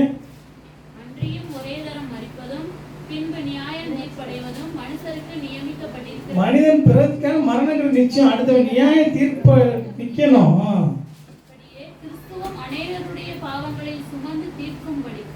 போதும். நீங்க அந்த இடத்துல சொல்லும்போது யார் சொல்றதா, யோவான நீங்க படிச்சு பார்த்தீங்கன்னா யோவான் அதிகாரம் 5 அதிகாரத்துல 27-29 என்ன சொல்லுதுன்னா, நியாய தீர்ப்பு செய்கிற முழுமையான அதிகாரத்தை ஆண்டவராக இயேசு கிறிஸ்துவுக்கு தான் பிதாவை தேவன் கொடுத்திருக்கிறான்னு படிக்குது. நீங்க படிச்சு பார்த்துங்க, யோவான் 5 அதிகாரம் 27 படிச்சு பார்த்தீங்கன்னா 29 வரைக்கும் அவர் மனுஷகுமாரனாக இருக்கிறதுனால மனுஷகுமாரன் மேலானவராக இருந்து அவருக்கு எல்லா வல்லமையும் கொடுத்தவர் மாத்திரமில்ல, இந்த பூமியினுடைய எல்லா மனிதனையும் நியாயம் தீர்க்க போகிறவர் ஆண்டவராக இயேசு கிறிஸ்து. அதனால ஏதாவது யோவான் சொல்றாரு இந்த இடத்துல, இந்த கற்பனைகளை குறித்து அவர் பேசும்போது எல்லா இடங்களும் இப்ப நீங்க எல்லா பேரும் நம்ம திருப்பி நம்ம சொல்லும் போது ஆண்டவராக இயேசு கிறிஸ்து அவருடைய எவ்வளவு பெரிய மேலானவராக படைப்பின் தேவனா இருந்தார். அவர் எல்லாவற்றுக்கும் அவர் தான் ஜீவன். அவருடைய மகிமையை நேரடியாக கண்டும் அவருக்குள்ளதான் உலகத்தினுடைய எல்லா பாவ நிவாரணங்களையும் பழைய ஏற்பாட்டுடைய எல்லா சடங்காச்சரமும் ஆண்டவராக இயேசு கிறிஸ்து பரிசுத்தமுள்ளவரை அவர் பூரணரா நம்ம ஒரே விதமா நித்திய மீட்பா நம்மளுக்காக அவர் வெள்ளாட்டுக்கடாவோ இல்லை அந்த ஆடுகளோ புறாலையோ நிறைவேற்றல, அவர் பரிசுத்த ரத்தத்தினால ஒரே தரம் பிரவேசித்து நம்மளுக்காக செய்து கொடுத்திருக்கிறார். அந்த செய்து முடித்த அந்த ஆண்டவராக இயேசு கிறிஸ்து அவருடைய மகிமையை நான் கண்டது மாத்திரம் அவர் சொல்றாங்க, அவர் நீங்க எல்லாமே சொல்றாங்க கிறிஸ்துவ குறித்து எனக்கு எல்லாமே தெரியும், ரட்சகர் தான் அவர் ஆண்டவர் தான், அவர் மீட்கப்பட்டிருக்கோம். ஆனா அவரை குறித்து எல்லா வேத அறிவு தெரிஞ்சாலும் அதுக்கு கீழ்ப்படியாம நீங்க அவருடைய பிள்ளை ஆக முடியாது. நிறைய இடத்துல படிக்கும் போது பழைய ஏற்பாட்டுல சரி புதிய ஏற்பாட்டில் சொல்லும் போது இந்த இதுல இருந்து வரும், நம்ம பிரதை குழியில இருந்து ஒருத்தன் கல்லுகளால் குத்தி கொண்டு நிர்வாணமா ஓடி வருவான். அந்த இடத்துல வரும்போது அவன் சொல்லுவான், ஆண்டவர் குறித்து பேசுவான். அந்த வசனோட எடுங்க, மார்க் 7 எடுங்க நான் சொல்றேன். ஏன்னா கடவுளை எல்லாரும் எவ்வளவு தவறா புரிஞ்சிருக்காங்கிறத குறித்து இந்த வசனம் உங்களுக்கு நம்ம பிசாசும் கடவுளை குறித்து எப்படி அறிஞ்சிருக்காங்கிறத குறித்து நம்ம சொல்லிக் கொடுக்குற ஒரு வசனம். 7ஆம் அதிகாரம் 10ஆம் வசனத்துல பாத்தீங்கன்னா,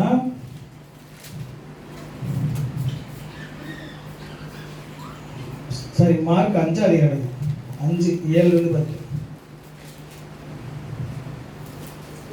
இயேசுவே உன்னதமான யார் பிசாசு பேசுறான் அந்த இடத்துல, அவன் நீங்க அந்த முன்னாடிலாம் படிச்சு பார்த்தீங்கன்னா அந்த படகுல அவன் அந்த அசுத்தாவியில் கர்த்தர் வரும்போது படகுல இறங்கி வர்றாரு. அப்போ அந்த அசுத்தாவியில் பிசாசு வருது. அப்போ அந்த பிசாசு மனுஷனுக்குள்ள இருக்கிற பிசாசு அந்த இடத்துல பேசுறத பாருங்க. இயேசுவே உன்னதமான தேவனுடைய குமாரனே, அவனுக்கு தெரியுது இயேசு யாருன்னு தெரியுது, உன்னதமான தேவனுடைய குமாரன்னு தெரியுது, அவர் தான் சர்வ வல்ல கடவுள்னு அவனுக்கு தெரியுது. அவருடைய இன்னும் கூட அடுத்த வசனங்களை படிக்க பாருங்கள, எனக்கும் உமக்கு ஒன்று என்னை வேதனைப்படுத்தாதபடிக்கு தேவன் உமக்கு ஆணைன்னு சொல்ற. மறுபடியும் என்ன சொல்றான், ஏனெனில் அவர் அசுத்தாவை போன்னு சொல்றாரு. இதே தான் ஆண்டவர் சொல்றாரு கடைசியில் 9ஆம் வசனம் பார்த்தீங்கன்னா, நாங்கள் அநேகராக இருக்கிறோம், நாங்கள் எங்களை காப்பாற்றிக்கணும்னு சொல்லி பிசாசு கேட்குறான். இதே போல தான் மத்தேயு 4ஆம் அதிகாரத்தில் ஆண்டவராகிய இயேசு கிறிஸ்து சோதிக்கும் போது சோதனை சொல்லுது, அந்த கல்லுகள் அப்பங்கள் ஆகும்படி செய்யும் அப்படின்னு சொல்லிட்டு. ஏன் உங்களை தேவதூதர்கள் தாங்கிக்கிறாங்க? அது எங்க சங்கீதம் 91ஆம் அதிகாரத்தில் 10-11 கோட் பண்ணுறான். இப்போ பிசாசுக்கு என்ன தெரியுதுன்னா, நல்லா நீங்கள் தெரியும் போது பிசாசுக்கு அவர் யாருன்னு தெரியுது, அவர் எவ்வளவு பெரிய தேவனுடைய குமாரன் தெரியுது, அவர் தான் ரட்சகர், அவர் தான் இந்த உலகத்தில் நியாயம் தீர்க்க போறான்னு தெரியுது. ஆனால் அதே நேரத்தில் அவருக்கு இந்த வேத வசனமும் அவனுக்கு தெரியுது, வேதம் ஃபுல்லாக அவனுக்கு தெரியுது. வேதத்தினுடைய அந்த வசனத்தை கோட்படுத்தி நாங்கள் அவருக்கு சொல்கிறான், ஆண்டவர்கிட்ட அவன் சொல்கிறான், அதுவும் தெரியுது. ஆனால் இன்னைக்கு பிசாசை குறித்து இன்னைக்கு மக்கள் சொல்கிறாங்க, எனக்கு கடவுளை குறித்து தெரியும், நான் கடவுளை குறித்து எனக்கு வேத அறிவு தெரியும். ரெண்டுக்குள்ள வித்தியாசம், பிசாசால கீழ்ப்படிய முடியாது. ஹல்லேலூயா. பிசாசால ஆண்டவர் கர்த்தருக்கு அவனால கீழ்ப்படிய முடியாது, கீழ்ப்படிய மாட்டான்.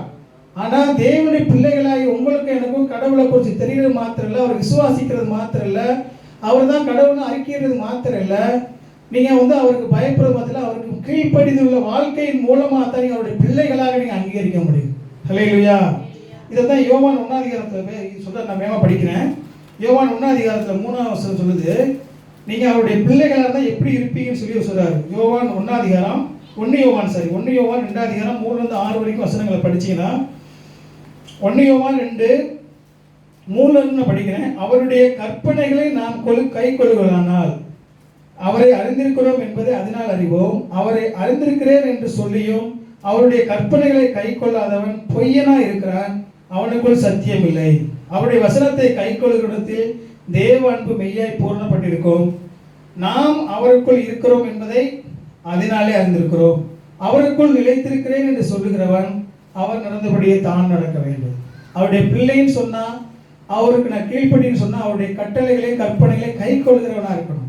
அதுதான் ஆண்டவர் இந்த இடத்துல நிறைய இடங்களை எல்லா இடங்களையும் சொல்லிக்கிட்டே வருகிறார். பிள்ளைக்கும் இன்னைக்கு நிறைய கடவுளுடைய அறிந்து கொண்டவங்களுக்கும் இந்த கிறிஸ்தவன் சொல்லப்பட்டுக்கிட்டே விக்கிர ஆராதனைக்குள்ளேயும் அவிசுவாசத்துலையும் தவறான வழியில் நடந்து செல்றவங்களுக்குள்ள முக்கியமான வேறுபாடு கீழ்ப்படுகிற அந்த பிள்ளைங்கிறது. இன்னைக்கு பிசாசால கீழ்ப்படிய முடியாது. உங்களுடைய பிள்ளையாக சொந்த பிள்ளைக்கு கீழ்ப்படிய முடியும். அவருடைய மகிமையை கண்டிருந்தோம்னா, அவருடைய உணர்ந்திருந்தோம்னா, இன்னைக்கு மீட்கப்பட்டிருக்குன்னு சொன்னால், அவருக்கு நம்ம கீழ்ப்படுகிற வாழ்க்கையின் மூலமாக தான் நம்ம ஒரு பிள்ளையை நம்ம அறிக்கையிட முடியும். ஹல்லேலூயா. அவருக்கு பிள்ளைக்கு கீழ்ப்படிஞ்சு அவருக்குள்ள எனக்குள்ள நீ நிலைத்திருக்கிறேன்னு நான் சொல்றேன்னு சொல்றாரு. இல்லைன்னா பொய்யனா இருக்கிறேன்னு சொல்றாரு. பொய் சொல்றோம் நம்ம, நான் கடவுளை ஏற்றுக்கொண்டிருக்கேன்னு சொல்லி அந்த பொய்யன்னு சொல்றாரு. இந்த காரியங்களை நம்மளுடைய வாழ்க்கையில நம்ம சிந்திச்சு பார்க்கவே நம்ம அழைக்கப்பட்டிருக்கோம். இப்போ அந்த வசனத்தை சொல்லிட்டு தான் 1 யோவான் 15-16 சொல்றாரு. இது குறித்து சாட்சி கொடுக்குறாரு. அவர் எல்லாத்துக்கும் முந்தினவர், படைப்புகளுக்கு முந்தினவர் சொல்லிட்டு 1 யோவான் 1ஆம் அதிகாரம் 15-16 வரைக்கும் ஆண்டவராக இயேசு கிறிஸ்துக்கு உண்டான எல்லையற்ற கிருபையை சொல்லுது இந்த வசனங்கள். அதாவது யோவான் 1ஆம் அதிகாரம் 15-16 வரைக்கும் தேவனுடைய எல்லையற்ற கிருபையை வெளிப்படுத்துது. அதாவது எல்லாமே இந்த உலகத்தில் இருக்கிற எல்லா மனிதனும் ஜீவனை எப்படி எல்லா உயிரினமும், இன்னைக்கு செடி கொடியாக இருக்கட்டும், விலங்காக இருக்கட்டும், பறவைகளாக இருக்கட்டும், மனிதனாக இருக்கட்டும், எப்படி ஜீவனை ஆண்டவராக இயேசு கிறிஸ்துலேருந்து பெற்றிருக்கோ அதே வண்ணமாக பரிபூரணத்தையும் பூரணத்தையும் அவர்கிட்ட தான் பெற்றுக்கொள்ள முடியும். ஏன்னா ஒரு பாவிக்கு தேவையான மீட்பையும் ஆண்டவராக இயேசு கிறிஸ்து பெற முடியும். ஹல்லேலூயா. அதாவது சொல்றாரு, அவர் இரக்கம் கொடுக்கறதில்ல, அவர் கிருபை கொடுக்கறதில்ல, பாவிக்கு தேவையானது உலகத்தில் எல்லா அன்னைக்கு ரட்சிக்கப்பட்டவனுக்கு ரட்சிக்கப்படாம சந்திக்கப்படுகிற எல்லா தேவைகளுக்கும் அவர் தான் பூர்ணா இருக்கிறார்.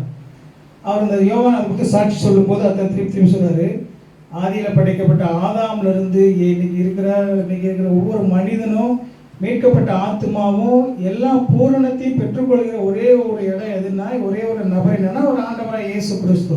அவரில் மாத்திரம்தான் பெற்றுக்கொள்ள முடியும். அவர் அதனாலதான் எல்லா இடங்களிலும் பிதாவாகிய தேவன் குமாரனை மகிமைப்படுத்தி கொண்டே வருகிறார். இந்த பூமியில மனிதனுக்கு கொடுக்கப்பட்ட உன்னதமான ஒரு மீட்பின் செயல் தேவன் மனிதன் மூலமா செய்த ஆண்டவராக இயேசு கிறிஸ்து என்கிற நாமத்தினால செய்த அந்த மேலான நாமம் தான் எல்லா நாமங்களுக்கும் இன்னைக்கு மேலாக உயர்த்தப்பட்டிருக்கு. ஹல்லேலூயா. அவரை தான் திருப்பி எல்லா இடங்களையும் நம்ம புரியுது சொல்றாரு. இதுல நீங்க நல்லா புரிஞ்சு கொள்ள வேண்டிய முக்கியமான சத்தியம், மோசே மூலமா நியாயப்பிரமாணம் கொடுக்கப்பட்டுச்சு. மோசே மூலமா நியாயப்பிரமாணம் கொடுக்கப்பட்டாலும் மனிதன் எந்த மனிதனும் அதன் மூலமா அவனால பரலோகமா கடவுளோட சமாதானமா ஒப்புரவு ஆக முடியல. ஏன்? அந்த நியாயப்பிரமாண கட்டளையின் அடிப்படையில் ஒரு மனிதன் மீட்கப்பட முடியல. அவர் சொல்றாரு, நியாயப்பிரமாண சட்டம் மனித நீதியில எந்த ஒரு சிந்தனையும் நடக்க முடியாது. நியாயப்பிரமாணத்தினுடைய சட்டம் என்ன சொல்லுதுன்னா அது பாவம்னு சொல்லுது. இப்போ நம்மளுக்கு வந்து மாஸ்க் போட சொன்னாங்க. அந்த நேரத்தில் மாஸ்க் போடாமல் சட்டம்னு போடலைன்னா அது மாஸ்க் போடாமல் போகிறது பாவம் கிடையாது, தப்பு கிடையாது, குற்றம் கிடையாது. சரி, ஹெல்மெட் போடணும்னு சட்டம் ஏற்றின பின்னாடி தான் ஹெல்மெட் போடணுங்கிறதே குற்றம். முன்னாடிலாம் பார்த்தீங்கன்னா உங்களுக்கு தெரியும் நினைக்கிறேன், பெல் அடிக்காமல் போனால் அது வந்து போலீஸை வந்து இப்போ எப்படி டிராஃபிக் போலீஸ் மறைக்கிற அது மாதிரி மறைச்சு அதுக்கு ஃபைன் போடுவாங்க ஆரம்பத்தில். அது மாதிரி வந்து சட்டம்னு ஒன்று போடலைன்னா அது வந்து தப்பு கிடையாது. இப்போ நியாயப்பிரமாண சட்டம்னு ஒன்று சொல்லலைன்னா மனிதனுக்கு பாவம்னா என்னன்னு தெரியாது. என்னன்னா உங்களுக்கு இந்த படைப்புகளில் சில காரியங்கள் நீங்கள் நல்லா கவனித்து அறிஞ்சு பார்க்கணும். படைப்புகளில் வந்து மனசாட்சிங்கிற ஒன்றை அதை படைச்சு கொடுத்தது மனிதனுக்கு மாத்திரம்தான். வேற எந்த படைப்புகளுக்கும் மனசாட்சி கிடையாது.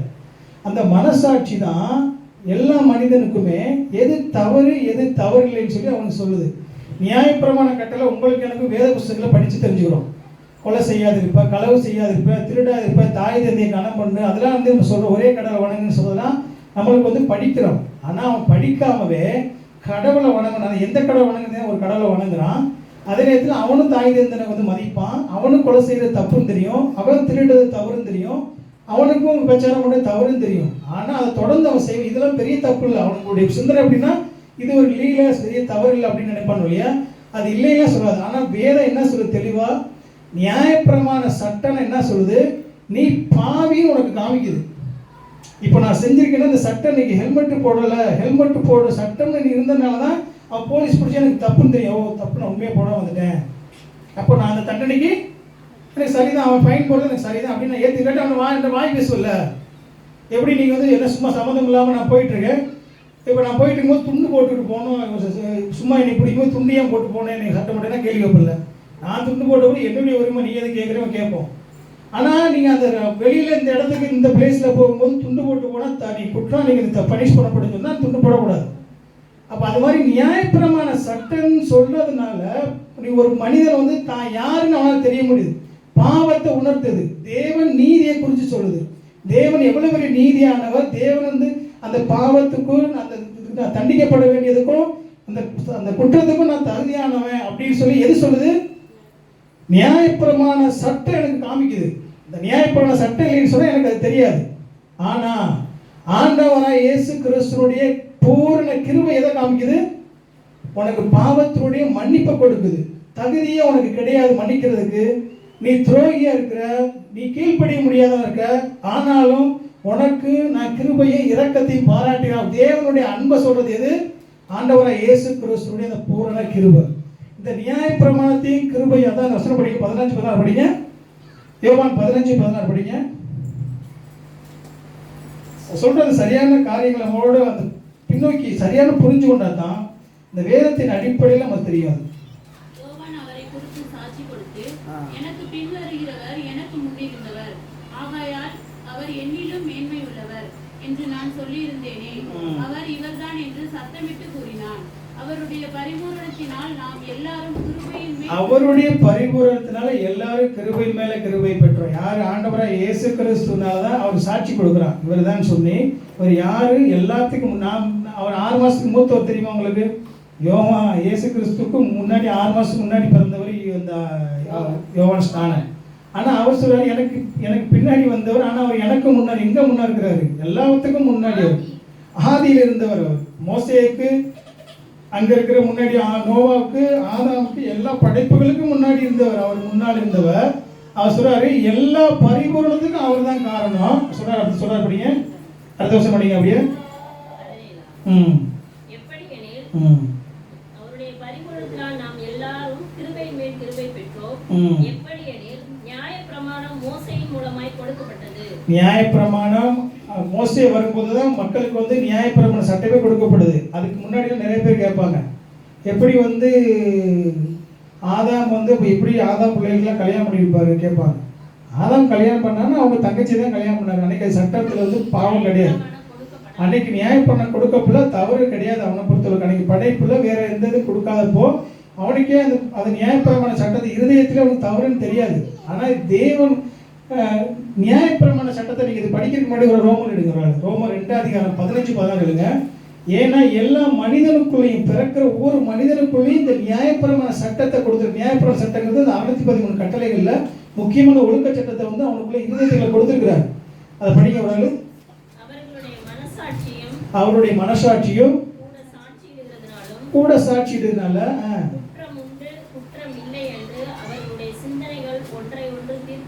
அவனுடைய சிந்தனைகளே சொல்லுது. நான் குற்றம் இருக்காது குற்றம் சொல்லி யார் சிந்திக்கிற வேறான்னு சொல்ல அவனுடைய சிந்தனை தீர்க்குது. என்ன சொல்லுது?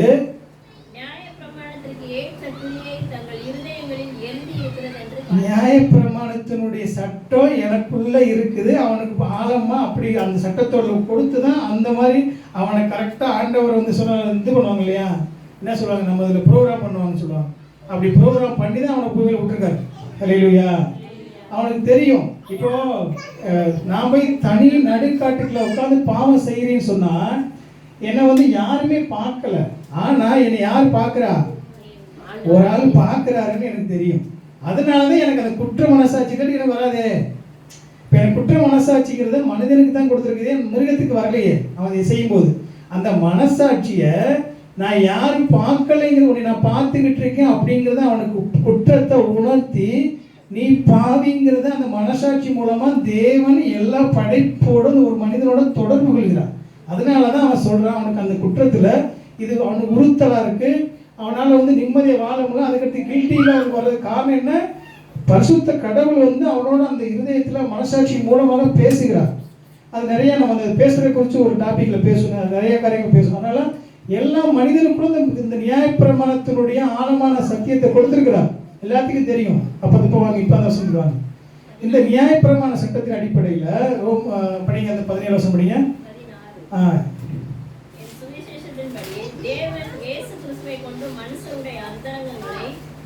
யோவான் 1ஆம் அதிகாரம் வந்திருக்கு. இப்போ வந்திருக்கு, அந்த வசனம் முடிச்சாச்சு. யோவான் 1ஆம் அதிகாரத்துல 17 படிங்க. 17 படிங்க. இந்த நியாயப்பிரமாண சட்டம் வந்து அதுக்கு முன்னாடி நிறைய பேருக்கு நீங்க கேள்விகள்லாம் கேட்கும்போது நிறைய பேர் அவங்க சாயல இன்னொன்னு நல்லா தெரிஞ்சுக்கிறங்க. ஒரு மனிதனை வந்து மனிதனுடைய கேள்விகளுக்கோ இந்த வரலாறுக்கோ வேதம் கொடுக்கப்படல. வேதம் எதுக்காக? ஒரு மனிதன் எப்படி ரட்சிக்கப்பட வைக்கணும், அவனை மீட்கப்படுறதுக்கு தான் அந்த வேதம் கொடுக்கப்பட்டிருக்கு. அப்ப அந்த வேதத்துல கொடுக்கப்படும் போது மனிதன் மீட்புக்கு உண்டான எல்லாம், அதனாலதான் ஆண்டவர் சொல்லும் போது படைப்போடு அப்படியே ஆரம்பிச்சு 3ஆம் அதிகாரத்துல டக்குன்னு முடிக்கிறாரு. என்னாச்சு? படைப்பு. அவன் மனிதன் படைச்சா பாவத்துல விழுந்து போனா விழுந்தவனுக்கு மீட்புக்கு அன்னைக்கு ஒரு கட்டளை கொடுக்குறாரு. அதுல இருந்து தொடர்ச்சியா மீட்புடைய சரித்திரம் தான் அந்த புத்தகம். இந்த வேத புத்தகம் எடுத்துட்டீங்கன்னு சொன்னா மனிதனுக்கு கொடுக்கப்பட்ட மீட்பினுடைய சரித்திரம், எப்படி நீ மீட்கப்பட முடியும், அதுதான் முக்கியமான வேதாதாரம். அப்படி பார்த்தா ஒவ்வொரு படைப்புன்னு அணுகணுவோ அவர் எழுதுறாங்க அந்த வேத புத்தகம் தாங்க. அப்போது மீட்கப்பட்ட பாவியான மனிதனுக்கு எப்படி அவன் மீட்க முடியும், அவன் எப்படி இந்த இழந்து போன நித்திய ஜீவனை பெற்றுக்கொள்ள முடியுங்கிற கரிசனையோடு கொடுக்கப்பட்டது அந்த புத்தகம். அந்த புத்தகத்துல தான் அவர் சொல்றாரு கிருபை. அதுக்கு நியாயப்பிரமாண சட்டம் முன்னாடி கொடுக்கப்படல. நியாயப்பிரமாண சட்டம் கொடுக்கப்பட்டதுக்கு பின்னாடி அவன் இருதயத்துல எப்பப்ப அவனுக்கு என்ன பாவம் செஞ்சாலும் அவனுக்கு உணர்த்தப்படும். அந்த நியாயப்பிரமாண சட்டம் என்ன சொல்லுது? அவனுடைய பாவத்தை குறித்து அவனுக்கு தெளிவாக சுட்டி காமிக்குது. நான் பாவிங்கிறது எனக்கு உணர்த்துது, நான் தண்டனைக்கு உள்ளானவன்னு எனக்கு சொல்லிக் கொடுக்குது, தேவனுடைய கோபாக்கினைக்கு தகுதியான எனக்கு சுட்டி காமிக்குது, நான் வந்து கண்டிப்பா அதற்கு தண்டனை நித்திய நரகங்கிறது எனக்கு புரிய வைக்குது. இந்த புரிதலை நியாயப்பிரமாண சட்டத்தின் மூலமாக எந்த வழியிலும் நான் வந்து கடவுளோட சமாதானம் ஆகிறதுக்கோ அந்த நியாயப்பிரமாண சட்டத்தை நீதியை நிறைவேற்றி நான் கடவுளோட ஒப்புரவாக என்னால் முடியாது. ஏன்? எனக்குள்ள இருக்கிற பாவ இயல்பு. அப்போ ஆண்டவராய் இயேசு கிறிஸ்துவினுடைய அந்த கிருபை என்ன கொடுக்குது? படிங்க படிங்க. கிருபையும் சத்தியமும் ஆண்டவராய் இயேசு கிறிஸ்துவின் மூலமா உண்டாயிருக்கிறது. ஹல்லேலூயா. அதான் திருப்பி நீங்க விளங்கிக் கொள்ளணும். 2 காரியத்தை நீங்க மறுபடியும் படிச்சீங்கன்னா, நியாயப்பிரமாணம் உன்னை பாவின்னு காமிக்குது, உன் தேவனுடைய கோபத்தையும் தேவன நீதியானவர் கடவுள் எவ்வளவு நீதி உள்ளவர்னு சுட்டி காமிக்குது. ஆனா தேவனுடைய கிருபை தேவனுடைய அன்பையும் அவருடைய இரக்கத்தையும் சுட்டி காமிக்குது. இந்த நியாயப்பிரமாணம் என்ன சொல்லுது? ஒவ்வொரு இடத்துலையும் நீங்க கவனிச்சுட்டு வந்தீங்கன்னா மனிதனை வந்து மரண தண்டனைக்கு பாத்திரமான்னு சொல்லுது. ஆனால் இந்த கிருபை என்ன சொல்லுது? உனக்கு நித்திய ஜீவனை கொடுப்பேன்னு சொல்லுது. நீ நீதியான தண்டனைக்கு தகுதியானன்னு சொல்லுது. ஆனா கடவுள் என்ன சொல்றாரு? கிருபை, தேவனுடைய கிருபை என்ன சொல்லுது? என்னுடைய நீதி, ஏன்னா அவர் எல்லா இதுக்கான தண்டனை நிறைவேற்றி அந்த தேவனுடைய நீதினால என்னுடைய நீதினால ஒன்னே நான் நீதிமான் ஆக்குறீங்கிற நீதியை குறித்து அவங்க சொல்லிக் கொடுக்குது. ஹல்லேலூயா. நீங்க ஒவ்வொரு காரியத்தையும் நீங்க விளங்கிக்கிட்டே வரணும். தேவன் வந்து இந்த இடத்துல பேசுறது கூட அவர் சொல்றாரு, மனிதன் எப்படி இருக்கிறான், பாவத்துல சுட்டி காமிக்குது. இந்த கிருபை வந்து நம்மளுடைய பாவத்தை முற்றிலும் நீக்கிறதா இருக்குது. இந்த கிருபையை குறித்து நம்ம புரியும் போது தேவனுக்கு நம்ம தேவன் கொடுத்தது கிருபையினுடைய மகத்துவத்தை நம்ம சரியா புரியணும். ஏன்னா எந்த மனிதனுமே அவர் கொடுக்குற இந்த மேலான சிலைக்கும் தகுதியற்ற பிறகு துரோகிக்கு, அவிவிசுவாசம் கொள்றவங்களுக்கு, கடவுளை மறுதளிக்கிறவங்களுக்கு, அவரை கடவுளே இல்லைன்னு சொல்றவங்களுக்கு அவர் ரட்சிப்பை கொடுத்து நான் கடவுள்னு அவருக்கு அவர் அறிவிக்கிறது மாத்திரம் இல்லை, அதன் மூலமா மீட்பினுடைய பெரிய மகத்துவத்தை கிருபையின் வழியாக தான் பெற்றுக்கொள்கிறோம். இந்த காரியத்தை வந்து என்ன சொல்றாரு, ஆபிரகாம் சொல்லும் போது கலாத்தியர் விளையாடுங்க. இன்னைக்கு இதெல்லாம் நீங்க புரியும் போது கொஞ்சம் கவனம் தெரிஞ்சுக்கிறீங்க. ஒரு நிமிஷங்க, நியாயப்பிரமாண சட்டத்தின் அடிப்படையில் கொஞ்சம் கவனிங்க. மத்தேயு 5 அதிகாரத்தில் சொல்லுது, என்ன சொல்றாருன்னா 3 அதிகாரங்களை பேசுறாரு ஆண்டவர். மலை பிரசங்கத்தில் பேசுறாரு. அந்த மலை பிரசங்கங்கள் வந்து முக்கியமான கோட்பாடு தெரியுமா, அந்த சொல்லப்பட்ட பழைய ஏற்பாட்டில் ஆத்திராமத்தில் கொடுக்கப்பட்ட 10 கட்டளைகளுடைய எக்ஸ்பிளனேஷன். எது கொலை, அந்த கொஞ்சம் அது சின்ன எக்ஸாம்பிள் தெரிஞ்சுக்கிட்டு மற்ற எடுத்து போவோம். படிக்க ஒரு 5 அதிகாரம் மத்தேயு 5 எடுங்க, 21, 22 படிங்க. எது கொலைன்னு ஆண்டவர் சொல்றாரு. நம்ம இன்னைக்கு சாதாரணமாக கொலைன்னா எதை சொல்லுவோம், நம்ம கொலை செஞ்சால் தான் லிட்டரலாக செஞ்சுதான் கொலைன்னு சொல்லுவோம். ஆண்டவர் எதெல்லாம் கொலைன்னு சொல்றாரு பாருங்க. ஒரு ஆள் எடுங்க, 5, 22 படிங்க. கொலை செய்யாதிருப்பா என்று பூர்வத்தாருக்கு உரைக்கப்பட்டது. எப்போ மோசையினால கட்டளை கொடுக்கப்பட்டுச்சு. ஆனா கொலைனா என்ன, அப்ப ஆண்டவர் வந்து அந்த கட்டளை கொடுத்தவர் அந்த கொலையை குறித்து எக்ஸ்பிளைன் பண்றாரு. சொல்லுங்க, படிங்க.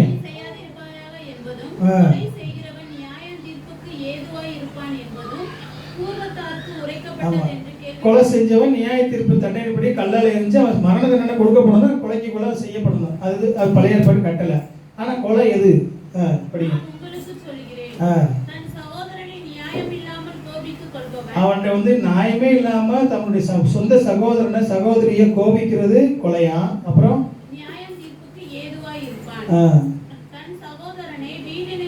தன் சகோதரனை வீணன் என்று, அதான் பாரு, லூசு பையன், முட்டாளு, மூடனே, நம்ம அவன் எதுக்குமே உதவி இல்லாத உதவாக்கற அவனை எந்த வழியில் நம்ம பேசுற இந்த வார்த்தை வந்து நம்ம வந்து என்ன சொல்றோம், நம்மளை பொறுத்தவரைக்கும் போய் ஐயோ கழுத்தை வெட்டி கொண்டாதே கொலை. ஆனா வேதம் சொல்லுகிற நீதியின் அடிப்படையில் இந்த சொன்னாவே இது கொலைன்னு வேதம் சொல்லுது. படிய ஏதுவா இருப்பான் அவர் சொல்ற. போதும் பாருங்க, இப்போ நீங்க உலகத்துல வந்து தப்பான புழுப்புளி பார்க்கறது உலகத்தின் சட்டத்தின் அடிப்படையில் தப்பு கிடையாது. தனிப்பட்ட மூலம் சொந்தம் பார்த்துக்கலாம். ஆனால் அது கடவுளுடைய நீதி பார்வையில் அது வந்து குற்றம். நீ அதே தான் எல்லா இடங்கள்லையும் நம்ம பேசுகிற வஞ்சகமாக இருக்கட்டும், சூதாக இருக்கட்டும், புறணியாக இருக்கட்டும், இதெல்லாம் வந்து அவங்களால வந்து தப்புன்னு சொல்லப்படாது. மறைமுகமாக நம்ம வந்து அங்கீகரிக்கப்பட்ட கிளப்பில் போய் சீட்டாடலாம், அங்கீகரிக்கப்பட்ட கிளப்பில் போய் விபச்சாரம் பண்ணலாம், கவர்மெண்ட் அங்கீகரிக்கப்பட்ட சாராயக்கடையில் போய் சாராயம் குடிக்கலாம். ஆனால் அரசாங்க சட்டத்தினால அது குற்றம்னு சொல்லப்படாது. ஆனால் சர்வவல்ல நீதியுள்ள நியாயாதிபதிய தேவனின் பார்வையில் இதெல்லாம் வந்து மிகப்பெரிய குற்றம். ஆனால் ஆண்டவர் அதுக்கு மேலே ஒரு படி இறங்கி சொல்றாரு, சொந்த சகோதரனை நியாயம் இல்லாமல் கோவிச்சா பாவம், அது கொலை. அவனை மூடலின்னு சொன்னாவே கொலைக்காரன், நீ கொலை செஞ்சுட்டா, நீ கொலை செய்யாமல் யாரும் இருக்கீங்களா? இங்கே எத்தனை கொலை செஞ்சுருக்கோம் நம்ம? கொலைக்கு நம்ம சம்மந்தப்பட்ட நியாயப்பிரமாணத்தின் சட்டத்தின் அடிப்படையில் நம்ம கொல்லப்பட வேண்டும். இதுதான் நித்தியமான கடவுளுடைய நீதியான தீர்ப்பு. அதே வசனம் 1 மட்டும் படிக்கணும்னா எது விபச்சாரம்னு சொல்றாரு. அது நிறைய கூட உங்களுக்கு தெரியும், நிறைய இடத்துல படிச்சிருக்கோம். அது எது விபச்சாரம் இல்லை, எது பொய்ன்னு கூட படிங்க. விபச்சாரம் நம்ம நிறைய தெரியும், அதனால எது பொய்ங்கிறதுக்கு 5:33 வரைக்கும் படிங்க. அதே 5 அதிகாரத்தில் நீ நிறைய அந்த வசனங்கள் நிறைய, அதனால தான் திருப்பி படிக்க சொல்றது. எது பொய்ன்னு சொல்றாரு.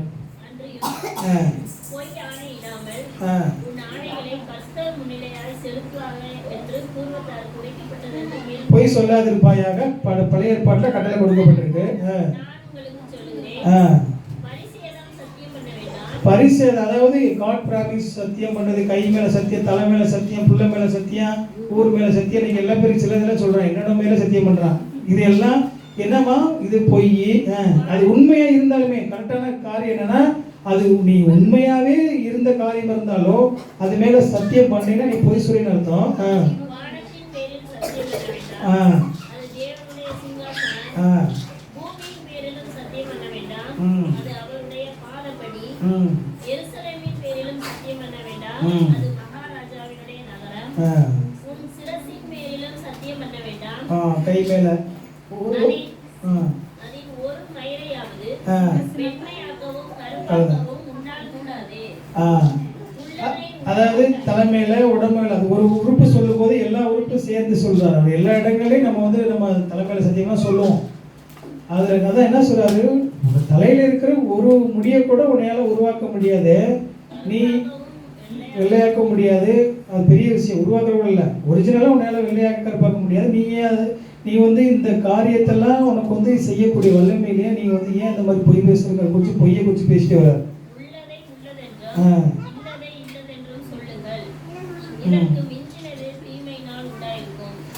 அவர் ஆண்டவர் நீங்க இந்த காரியங்கள்லாம் படிக்கும்போது நியாயப்பிரமாணத்தின் சட்டத்தினுடைய சரியான வழியை பாருங்க. நியாயப்பிரமாண சட்டம் எப்படியெல்லாம் ஒரு மனிதன் இந்த சட்டத்தின் அடிப்படையில் ஒரு மனிதனை தப்பிக்க முடியுமா? உலகத்தில் இருக்கிற நீங்க இதெல்லாம் இன்னும் படிக்கணும். இது நம்ம 2 தான் பார்த்துருக்கோம். இந்த எல்லா சட்டங்கள் அடிப்படையில் இச்சாதிருப்பைகளை போயிட்டீங்கன்னா அதெல்லாம் பெரிய காரியம். நீங்க அதெல்லாம் நல்லா அங்க நம்மளை லாவரியா சொல்லி கொடுப்பாரு, எப்படிலாம் நீ எவ்வளவு மோசமானவனா இருக்க அப்படின்னு சொல்லி. இந்த அடிப்படையில் நீ போக முடியாது. தேவனுடைய கிருபையும் சத்தியமும் மகா இரக்கமா அவர் மேலானவரா நம்மளுக்காக நம்மளுடைய எல்லா விதமான நியாயப்பிரமான கட்டளையும் அவர் பூரணா நிறைவேற்றினது மாத்திரமல்ல, உங்களை நித்தியமா சேர்க்கக்கூடிய எல்லா விதமான வல்லமையான செய்தி முடித்து என்னை விசுவாசித்து எனக்கு கீழ்ப்படிந்து என்னுடைய பிள்ளையா இருக்குன்னு சொன்னா நம்ம அதுக்கு நம்மளால இருக்க முடியல. ஏன்? நம்மளுடைய மேலான கடினமான இருதயம், நம்ம பொல்லாத அவிசுவாசமான இருதயம். அவர் இன்னைக்கு படிச்சு பார்த்தீங்கன்னா நீங்க கொஞ்சம் வசனம் சில வசனங்கள் படிச்சா நல்லா இருக்குன்னு நினைக்கிறேன். இன்னைக்கு படிச்ச 3ஆவது அதிகாரம் எபிரேயர் 3ஆவது அதிகாரம் புத்தகம் நம்ம 10 நிமிஷத்துல படிச்சுவோம். ஒரு 10 நிமிஷம் படிச்சுவோம். எபிரேயர் 3ஆவது அதிகாரத்துல நம்ம படிச்ச வசனங்கள் பாருங்க. அவங்க அந்த வசனத்தை நான் படிக்கிறேன். 7ல இருந்து அவர் சொல்லிட்டே வராரு பாருங்க. ரொம்ப முக்கியமான சத்தியங்கள் இதெல்லாம். 7ல இருந்து நீங்க இந்த வசனங்களால படிக்கலாம். ஆகையால் பரிசுத்த ஆவியானவர் சொல்லும்படி இந்த அவருடைய சத்தத்தை கேட்பீர்களாவில். ஆண்டவராய் இயேசு கிறிஸ்து மூலமாக பரிசுத்த ஆவியானவர் கடவுள் இன்னைக்கு உங்கள்கிட்ட பேசுவார்னா இந்த சத்தியத்தை குறித்தும் நான் எவ்வளவு பெரிய மோசமான நிலையிலிருந்து எனக்காக மனிதனாக வாசம் பண்ணின தேவாதி தேவன் என்னை மீட்டது மாத்திரல்ல, அவருடைய கிருபையினால என்னை எந்த அளவுக்கு மீட்டிருக்கிறார் அப்படிங்கிற சத்தியத்தை நான் புரிஞ்சிருக்கேன்னு சொன்னா இன்னைக்கு அது கீழ்ப்படின்னு சொல்லிட்டு தான் சொல்றாரு. அது பாருங்க. ஆகையால் பரிசுத்த ஆவியானவர் சொல்லுகிறபடி இன்று அவருடைய சத்தத்தை கேட்பீர்களாக. எல்லாரும் கொஞ்சம் வேத புத்தகத்தை எடுத்துக்கிறங்க, அதை கையில் வச்சுக்கிறங்க. இந்த வசனங்களை கவனிங்க. வனாந்தரத்திலே பழைய ஏற்பாட்டில் எகிப்திய ஜனங்கள் வழிகாட்டும் போது அவங்க கடவுளுக்கு தண்ணி இல்லை, கறி இல்லை, சாப்பாடு இல்லைன்னு சொல்லி அவங்க எல்லாம் அடிமைத்தனத்தில் கிடந்தாங்க. சோறுக்கு வழி இல்லை. அவன் ஒரு செங்கல்ல சுடுறதுக்கு அவன் அவ்வளோ பொறுக்கி ஒரு நாளைக்கு ஒரு வேளை சாப்பாடு போட்டு அவ்வளோ கஷ்டப்படுத்தினான்.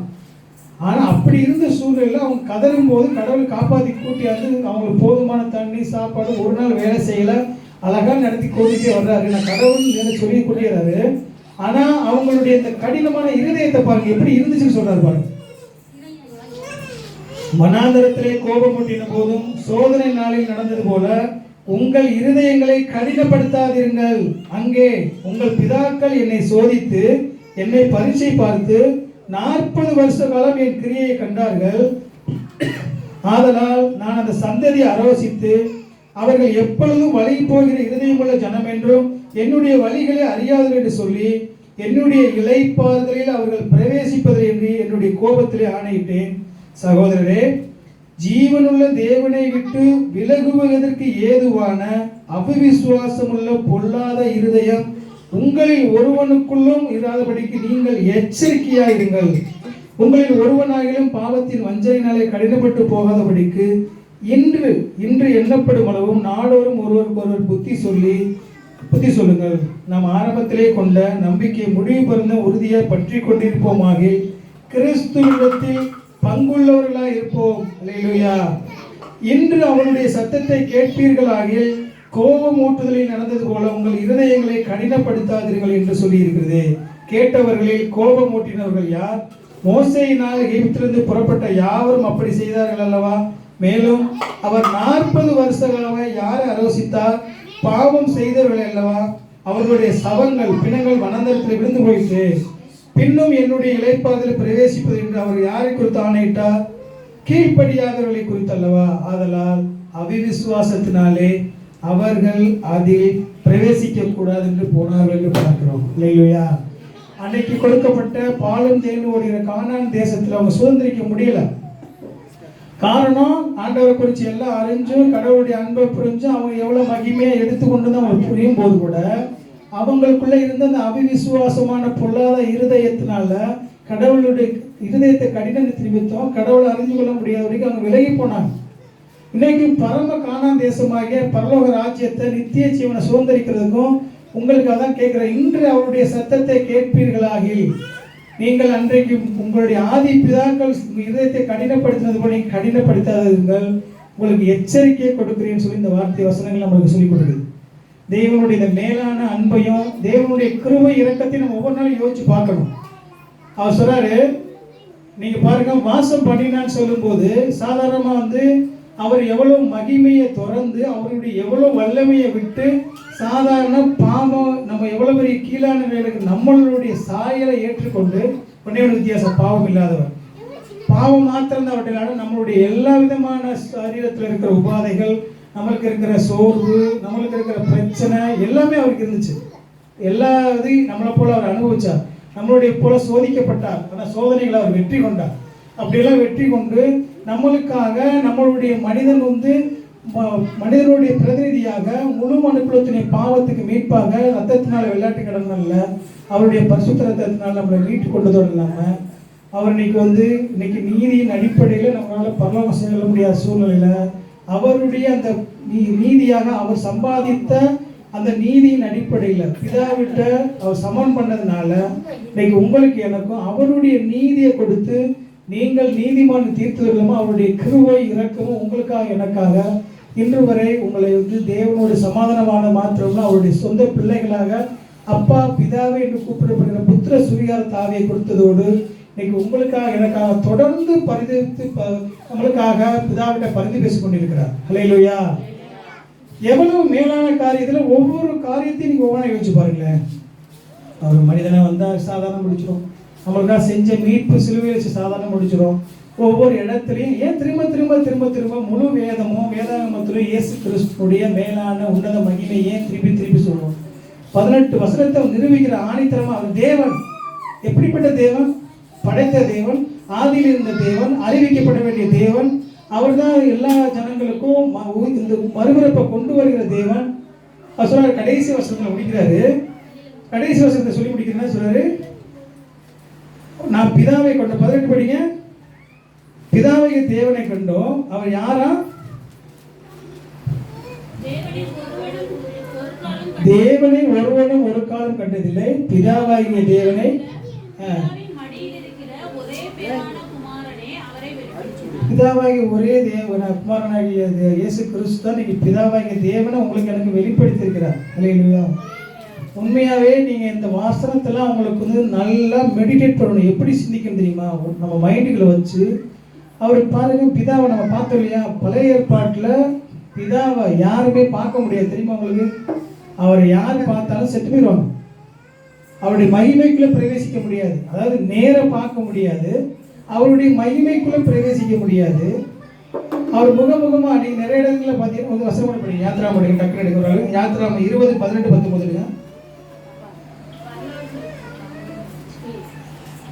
பர்வத்தில் பார்க்கலாம். பர்வத்துக்கு போனா பார்க்கலாம், போறவங்க எல்லாம் பார்க்கலாம். யாத்ரா 30:33-20 அப்படி இல்லை. பரலோகத்துக்கு போனாலும் போலன்னா சொல்றாரு, குத்தினவர்களும் காண்பார்கள் வேதம் சொல்லுது. வெளிப்படுத்துகிற விஷயம் 1:4 என்ன சொல்லுது? அவரை குத்தினவர்கள், அவரை மறுதலித்தவர்கள், அவர்கள் அவிசுவாசம் கொண்டவர்கள் எல்லாரும் கடவுளை பார்ப்பாங்க. ஆனா அப்பாவா பார்க்கறது அவருடைய பிள்ளைகளை நம்ம மட்டும் தான் அப்பாவை பார்க்க முடியும். அவங்க நியாய தீர்ப்புல நின்று ஆக்கின் தீர்ப்புக்கு போவாங்க. நம்ம நியாய தீர்ப்புல நின்று நித்திய ராஜ்யத்துக்கு செல்வோம். அதுதான். பட் எல்லாரும் காண்பாங்க. எல்லாருமே அவர் தேவாதி தேவனா நித்திய ராஜாவா அவரை நம்ம நியாயாதிபதியை பார்ப்போம். எல்லாரும் முகமுகம் பார்ப்போம். ஆனா அந்த நேரத்துல அவருடைய பிள்ளையா இருக்கிற நீங்கள் நான் தான் அவரோட வாழுகிற மேலான சிலாக்கியத்தை பெறுவோம். படிக்க யாத்தியாகமம் 20:18-19 ஒரு எடுத்துட்டீங்களா? நம்ம படிக்க 33ஆம் அதிகாரம் பாருங்க, படிக்கிறேன்.